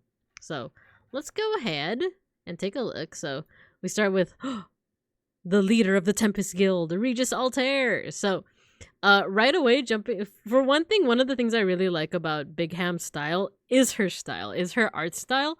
Like she does have kind of like a recognizable art style with how she draws things like eyes, proportions, faces. I think one of my favorite things with Big Ham's art style is her expressions, like the way she draws certain expressions. This, I feel like there's a couple others that showcase it a little bit better, but this one I really like kind of the aura, the dangerous aura that Altair gives, right? Because he is a hero, but sometimes he's also he's also a bit yandere, which I like. That's one of my favorite tropes. But I also like the shield effect, because if you guys don't know anything about Regis Altair, he's a VTuber that works under Hollow Stars. He's the leader of the Tempest Guild. And he has this light armor, and I kind of like the effect that she used. This looks like it's white pen or white gel pen or white ink pen, but yeah, if she's in the chat, or if any of you know, you feel free to correct me if I get anything wrong. So I like that there's a lot of experimentation with media and medium, because she did say earlier that she has like a brush pen, and then like she also uses a little bit of water. Which I think is a really cool effect, because just from one, this really goes to show how like you can get the most bang for your buck from just one tool or media. Like you can either just use the ink pen straightforwardly, like with the dark spots here, but if you mix it with water, you get a little bit of like this gray like mid-tone that you can use for other things. It's almost like you know what? I think this is another thing that Big Ham might probably know, because she also works with pixel art, is that a reduced palette can go a long way. It helps, like, by having a reduced palette, or as in, what I mean by that is like having an art that only has like one or two colors that can really kind of like tie the works together. It makes it feel more like thematic, right? I also like this one. Ooh, okay, this one's really cool. This is Hachiko, right? Oh yeah, thank you for shouting out Big Ham, Matthew. Thank you. I think she also mentioned that she uses red animator pen to sketch it out first, and then she starts inking with that ink pen, right? So I kind of like that touch of the red to add things like shading. So here you start to see like the limited but effective color palette. You see like the dark, stark black with some midtones made out of gray. the white of the paper, and then the red. So that actually like has a lot of mileage, because you can use like say the black to highlight exactly what you want. You can use the white to highlight exactly what you want. You can use the red to highlight exactly what you want. This is a really good showcase of what I mean about like Big Ham's expressions. I kind of like this like this mischievous grin going on, right? The smile itself looks a little bit like there's a little bit of a twist to it, right? Like it's a little bit like mischievous naughty. And then I also like the halo as well. It really helps to kind of like highlight the figure itself. Let's see what else. The tail adds a lot of if you were to have this this character without the tail, it would be pretty straightforward, right? Which nothing wrong with that, but the tail adds a little bit of dynamic shape to it. It's like this S curve shape, which juxtaposes or contrasts with how like kind of just straight up and almost geometric everything is. What else do we got? Ooh, nice armor. Oh, this is what I mean about like you can use the ink pen to your advantage with if you add water. If you add water, because look, there's a little bit more shading here, but there's a little bit of like a light gray over here. What else? What else jumps out at us? Ooh, our Oshis. Our Oshis. Here we go. It's the boss. It's the boss. Oh, this is what I mean. This is what I mean. Oh, hello. Welcome, welcome. Grim Glassman, welcome and thank you for the raid. Welcome. Welcome, welcome. Hello, everyone. My name is Babinka Bear. I am your local sun bear, art history teacher, and educational streamer, and today we're doing a little bit of art appreciation. We're actually at the tail end of things. We're looking at the art of Big Ham, who also happens to be my rigging mama. She rigged my live 2D model. But welcome. How you doing, Grim? Hello. Welcome, welcome. You were streaming. Ooh, Final Fantasy 14. Nice. Welcome. Thank you, thank you. Yeah, welcome, Raiders. We love Big Ham. Yay, yay, yay, yay. Yeah, how was your stream? If you have to do any post-stream care, you know, if you need to raid and run, same thing with all the people that came along with you. You know, no judgment here, no worries, no pressure. If you do want to stick around, we're going to be appreciating art, but no pressure at all. I was drafting some future projects, then played some FF. Nice, nice. It went well? Cool. I'm happy to hear that. I'm happy to hear that. But yeah, cool, cool. I'm glad it went well. So yeah, we're looking at Big Ham's art. We're looking at our Oshis. And I think Matthew, you had to you said Brandon had to cancel to. Oh, okay, no worries, no worries. Yeah, no worries at all. Cool, cool. I hope everything's working out for him. Okie dokie. So let's take a closer look at Casper Catticini. Our boss, right? Our boss. Why is he shooting us though? Look who's in the scope. Let me zoom in on this. Look at this. No, he's shooting at the operatives. Oh, look at this touch of shading over here. Oh, now that it's zoomed in like this, you could really see you're already dead. Omae wa mo shindeiru. He hates us. Excuse you, it's a privilege to be shot by the boss. I mean, look at his expression. This is what I was talking about with Big Ham's art, right? This is what I mean by like the expressions. The expressions are just so well done. There's like this little bit of mischief, but also look at the eye. I like that the eye is like, it looks like it could be relaxed because of the domino mask, but it's also like you see a little bit more of the eye white. So it means his eyes are big and wide as he's focusing on shooting us. No. Ooh, you know what I'm noticing too? Take a look at the hatching. We were talking about hatching earlier with the cats at the Louvre, right? So you see here, Big M has this kind of like consistent like stroke direction, and then every so often she does change it up, but it works really well because it and what's interesting is that it's kind of like it's not always going with like the direction where the hair is flowing. Instead, there's more of a focus on like filling it in a fairly straightforward way. But there's little touches like this. Like this is normally where you might see like highlight, but instead you have like a little bit of a darker color here. There's also a darker color here, almost like shading. And I kind of like that. Because it kind of, how do I say this? It almost adds almost like a flat or like vector like feel to it. Like it's not vector, of course, because you have those strokes, but it almost like makes all the red feel like it's like it's digital art, like it's all in its own layer in a way, right? I kind of like that. That's actually pretty interesting. It's almost like digital, but through analog, through traditional means. Also, it's really hard to draw guns. I don't know if one thing that I feel like is kind of underestimated a lot is that it's hard to draw guns. So if you have like the way this looks accurate to me. I'm not a gun expert. Despite being a Bear American, I know very little about guns. So this looks accurate to me, right? But I also just love the little touches, like the there's something really nice about the sketchiness of the red here, right?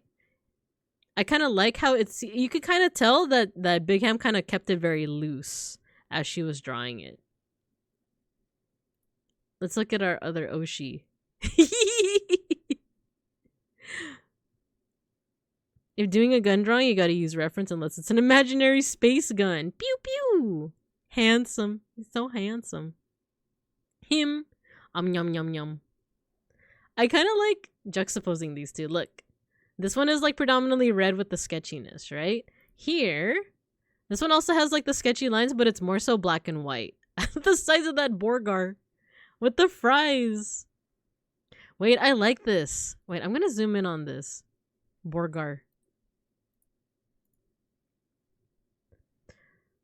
I don't know if it's just like, if she scanned it in a certain way or if she did this desk freehand. Because look, you can see the sketch lines here. You can see the sketch lines. It does start to lighten up a little bit here, but I'm not seeing any sketch lines. And that makes me wonder if she just did this freehand, which is insane. Like, that would be amazing.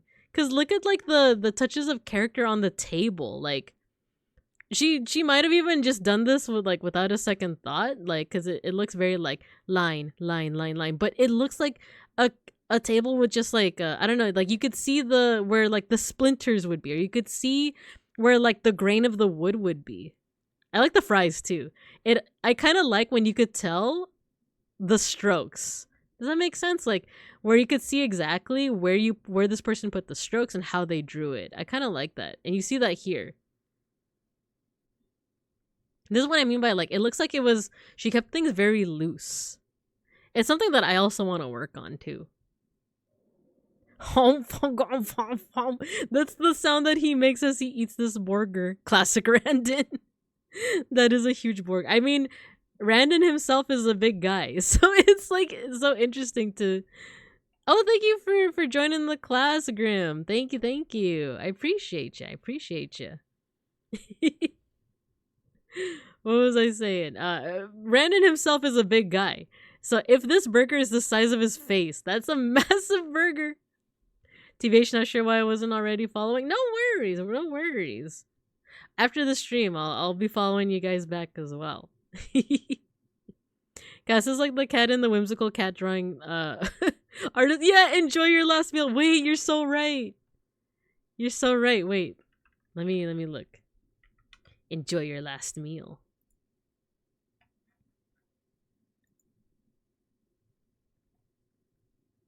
Oh my gosh. Where? Here. Enjoy your last meal. Like spitting image. Which one's which? Which one's which?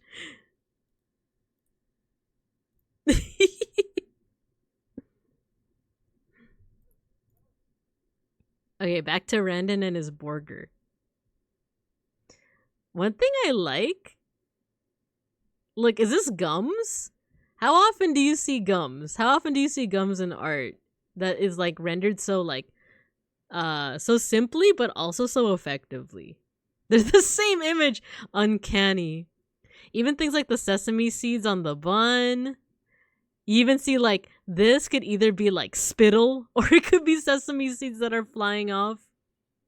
I like the detail on the scar. That's one of like, in my fair opinion, Randon's scar is one of his charm points. Wouldn't you say? Maybe she used the doggo as a reference. Oh no. Let's see, what else? The anatomy is also really solid. Like, look at this looks like it was only one line to make the arm. Or one or two lines, right? I want to whooshu whooshu his hair. Burger shrapnel. Exactly. Excuse me. I had to burp. I also like the red of the eyes. There was one Randon art that Big Ham did that went so hard. It's the one where it's the collab between her and Randon where his eyes were like glowing red and stuff. I thought that one went so hard. It was like oh my god, it's like feral Randon. I want to see more of that. Okay, what else can we see here? Stop staring at us with those big eyes. Matthew, thank you for the big emote. It's Ashton Martin. I love Ashton. There's another one. Ooh, I kind of like how the red of this one looks more pink. Because it kind of goes more with Ashton Martin's theme too. She's a little bit more on the pink side. The tongue, the way that she draws tongues is also really cute. And the eyes. This one reminds me of like Big Ham's eyes.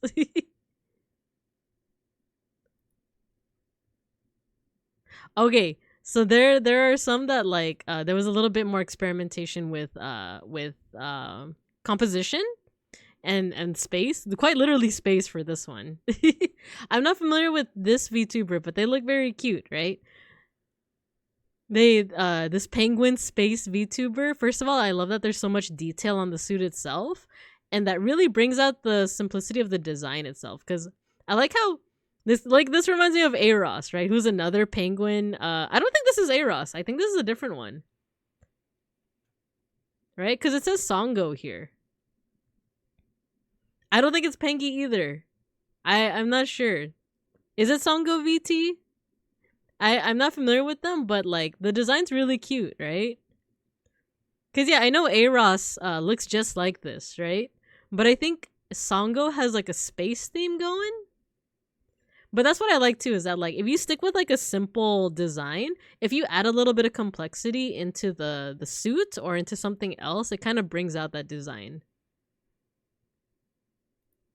Oh yeah, this is what when I was talking about like kind of playing around with space, for the most part a lot of them, and because this is Drawtober, you want to try and get through the one thing about Drawtober and like Inktober, stuff like that, it's so hard. I feel like, especially if you're not used to doing art every single day, it's really hard to do it every single day.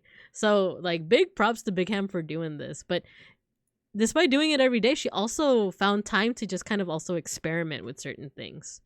So here, instead of just kind of like the white void background, which admittedly I do as well, she experimented with like, if it's a space themed VTuber, why not have them in space, right? And I thought it's really cute that you also see like the rock craters here. And the sky, the night sky. It's really good composition as well. Dubert. Yeah, there's Dubert as well. I think on the next one. Yeah, this is so cute. Dubert. Because here, you know what? I like looking at the fact that it's black and white. If you were to make this into pixel art, I think you would really just need black and white. It could be like a 1-bit pixel drawing. I did a Drawtober this year, can confirm it's very hard but very fun. Exactly. But yeah, I just like how she experimented here, and there's another one. It's this one. It's this one. It's Big Ham fastly approaching your location. She's gonna grab you with her grippers. Is that watercolor? So I think she mentioned earlier in the stream, she was in the chat. She had mentioned that it's ink. I think it's ink and water, I want to say. Like, I want to, and she can feel free to correct me, or if anyone remembers, you can feel free to correct me. I think this is just straight up the ink pen. You could see the pen here in the foreground. So I think this is straight up just like the ink by itself, but the ones that are more gray, she added water to it. Not the biggest of hams. Exactly. She's the largest gaming hamster on Twitch. It's ham time. Big ham no. Oh no.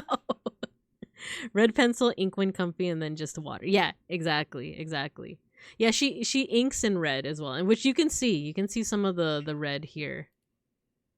Yeah, ink is kind of hard to work with. I think I only worked with it once, and it was when I was learning how to do watercolor, because those two are actually fairly similar, but not one to one.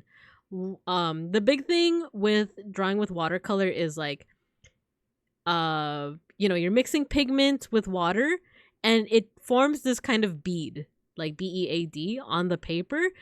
You're basically using your brush to lead that bead around the paper to kind of dye or stain the paper. It's very similar to ink, but ink can kind of be finicky. So it's really impressive that not only did Big Ham do a drawing for 30 days straight or 31 days straight, she used ink, which, like I said, like at least in my experience, it's very finicky. Like, I love this. I love the transition, how it like there's kind of like a hard edge here, like where the cheek is, so that you can tell where her cheeks are, right? But if you go over here, there's a bit of like a more there's more of a transition. It's a softer transition, and it looks more like she's coming out of the shadows, right? She's emerging from the shadows to grab you. That's something that can be pretty hard to pull off with ink, but if you know how to control like how much water you're using, it can make a really good effect, basically.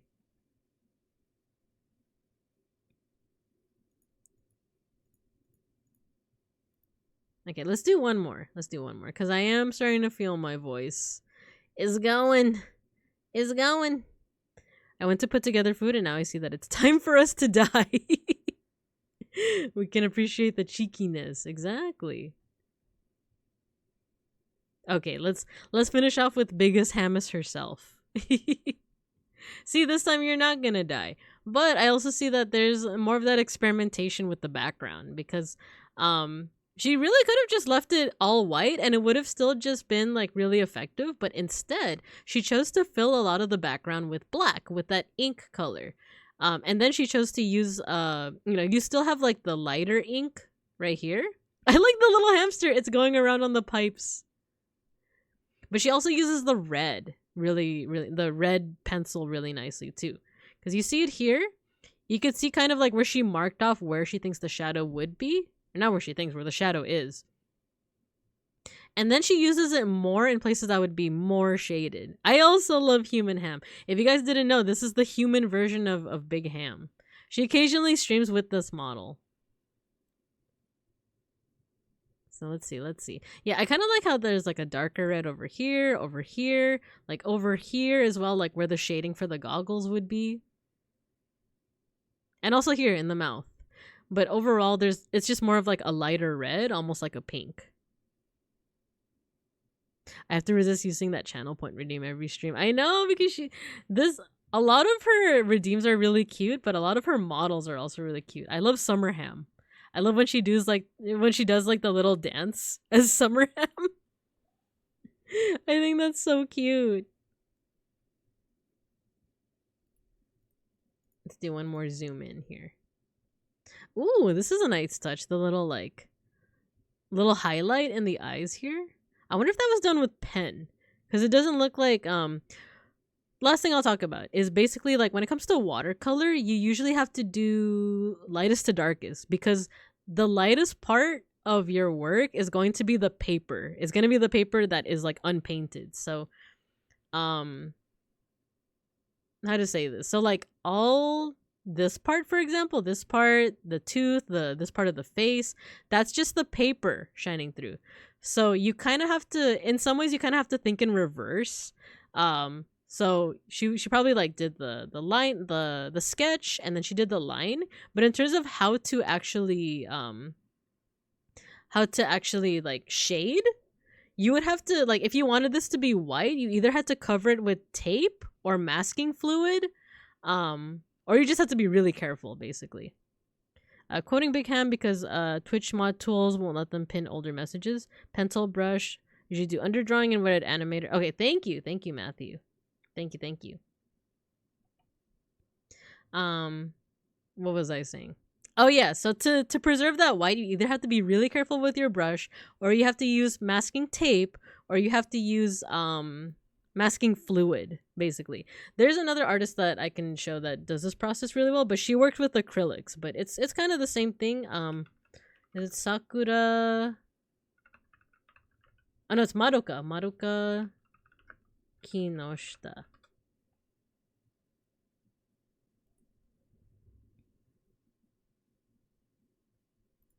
I'll show a short. There. So they're using acrylic, but if you see like all that tape, she's basically covering it so that she can go over the lines, but it won't, like, that tan color won't go like basically where she doesn't want it to go. Oh, this is so loud. This is so loud.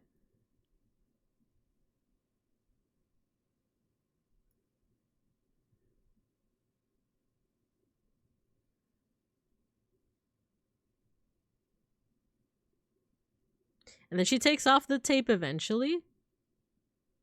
And then she basically fills it in with like brushwork.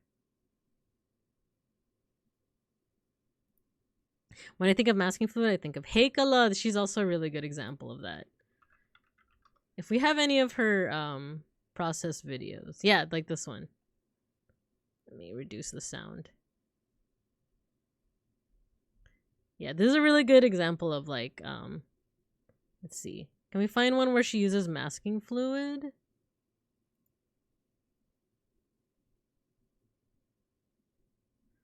Actually, I think this one doesn't really use it that much. Maybe this one? Oh, this one's using colored inks though. Which is very similar, but like I said, ink can... Oh, there we go. I think she's using masking fluid here. So she's covering up each of those flowers, so when she paints over this entire area, those flowers stay white. Or they stay like the color that they currently are. Like, so she's kind of doing like a bigger kind of swath of color. But all the areas where she put masking fluid, it's not gonna have that color. I think, did she already take it off?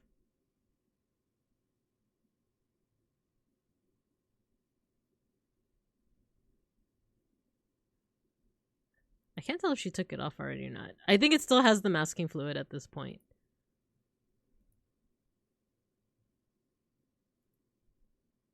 Oh yeah, there we go. So look at the flowers here. There we go. So she's taking off the masking fluid and it's uncovering that white that white color that was basically the paper.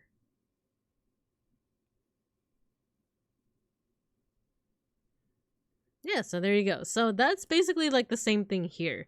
So you can use masking fluid, you can use masking tape, or you just have to be really careful with your brush, which is I think what she did here. But to add that highlight, you can also use like any kind of white ink. The only thing is that sometimes white ink won't always be what's called opaque. Opaque is basically like the opposite of transparent or translucent. Like the solid color is just there. So to do this, you could do like gel pen, you could do white paint, you could do Posca marker, which I'm actually going to be streaming tomorrow, by the way. I'm going to be doing a Posca marker stream. So yeah. But all in all, Big Ham's art, big fan. I'm a big fan of Big Ham. And let's see her flip through. Oh my gosh, wait, her booklet was that small. That makes it even more incredible. Cause like drawing on such a small scale is sometimes really hard. I didn't realize that it was so small. That like shows even more of like her skill, right?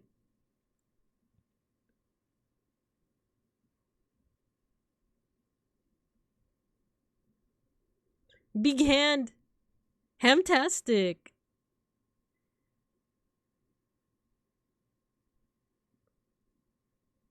She did such a good job. She did such a good job.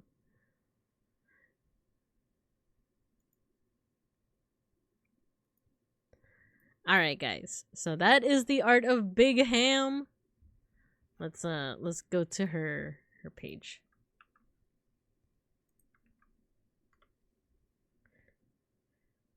She's amazing in every way, and I'm lucky enough to have her as my mama, as my rigging mama. So yeah. I could feel my voice going. So I think we're gonna cut it off here. We're gonna end here. But thank you everyone. Thank you everyone for stopping by. I have one more stream this week, and it's tomorrow morning at 11 a.m. my time. What time is that for you guys? Let me look. Binka's fading away. No, I'm still here. I'm still here. No, I'm not gonna fade away. I don't know what you're talking about. I'm back.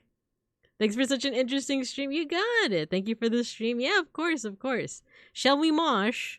I may be tired, but I think I still have enough energy to mosh. Let's see. What are we listening to? Hey! How dare you? I usually default to Falcone. Oh, thank you for joining the class. Creyuz? Let me know how to pronounce your name. I want to make sure I pronounce it properly. Teacher's gone. Eats table out of stress. No! Don't eat the table. You guys are just eating everything. Let's see. What are we listening to? What are we listening to? Oh, Gundam? Wish from Mercury? Let's go. Let's go.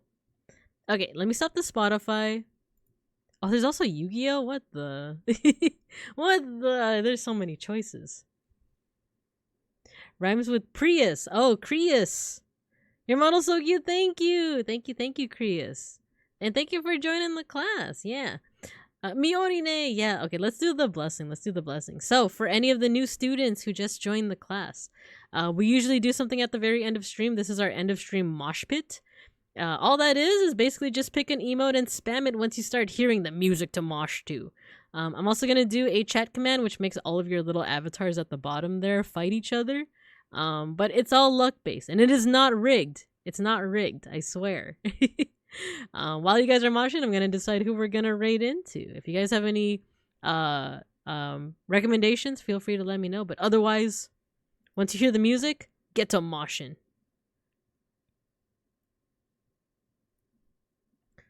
Dr. Sayus, Dr. Sayus.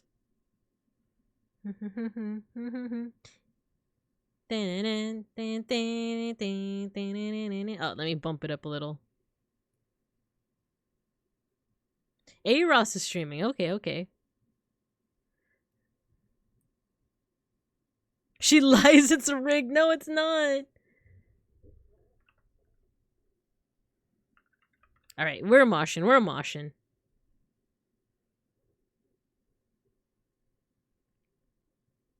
Teachers always win. No!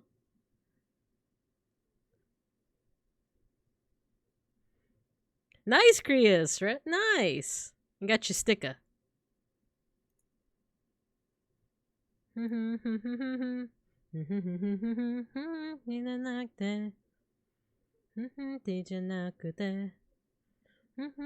Sorry.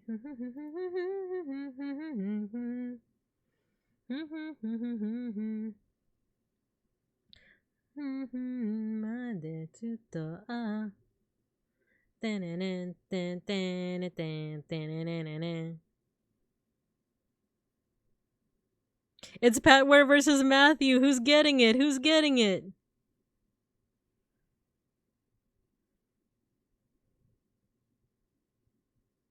Oh no, Patware, you turned around before you got the med kit. No, wait. He got it. It's Patware. See? Proof positive that it's not rigged. It's not. Intense fight. It's not rigged. Says the person who won twice in a row. That was an accident. It's RNG. See, Patware won. It's not rigged. It's not.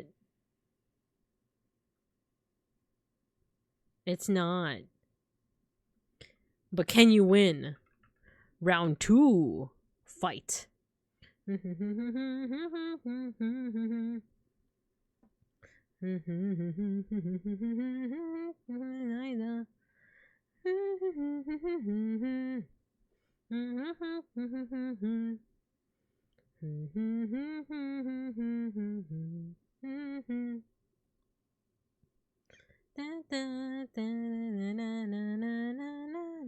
This arrangement is pretty sick, actually.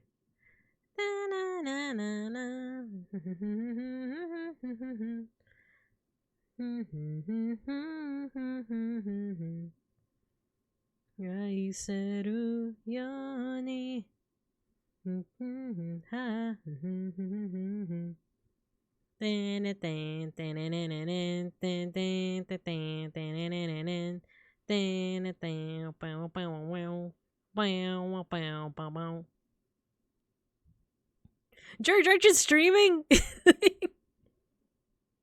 do you mean it's not rigged? Can't you see it's not rigged? Can't you see I'm blazing? Still my heart is blazing. Beeplebees once. See? It's not rigged. It's not rigged.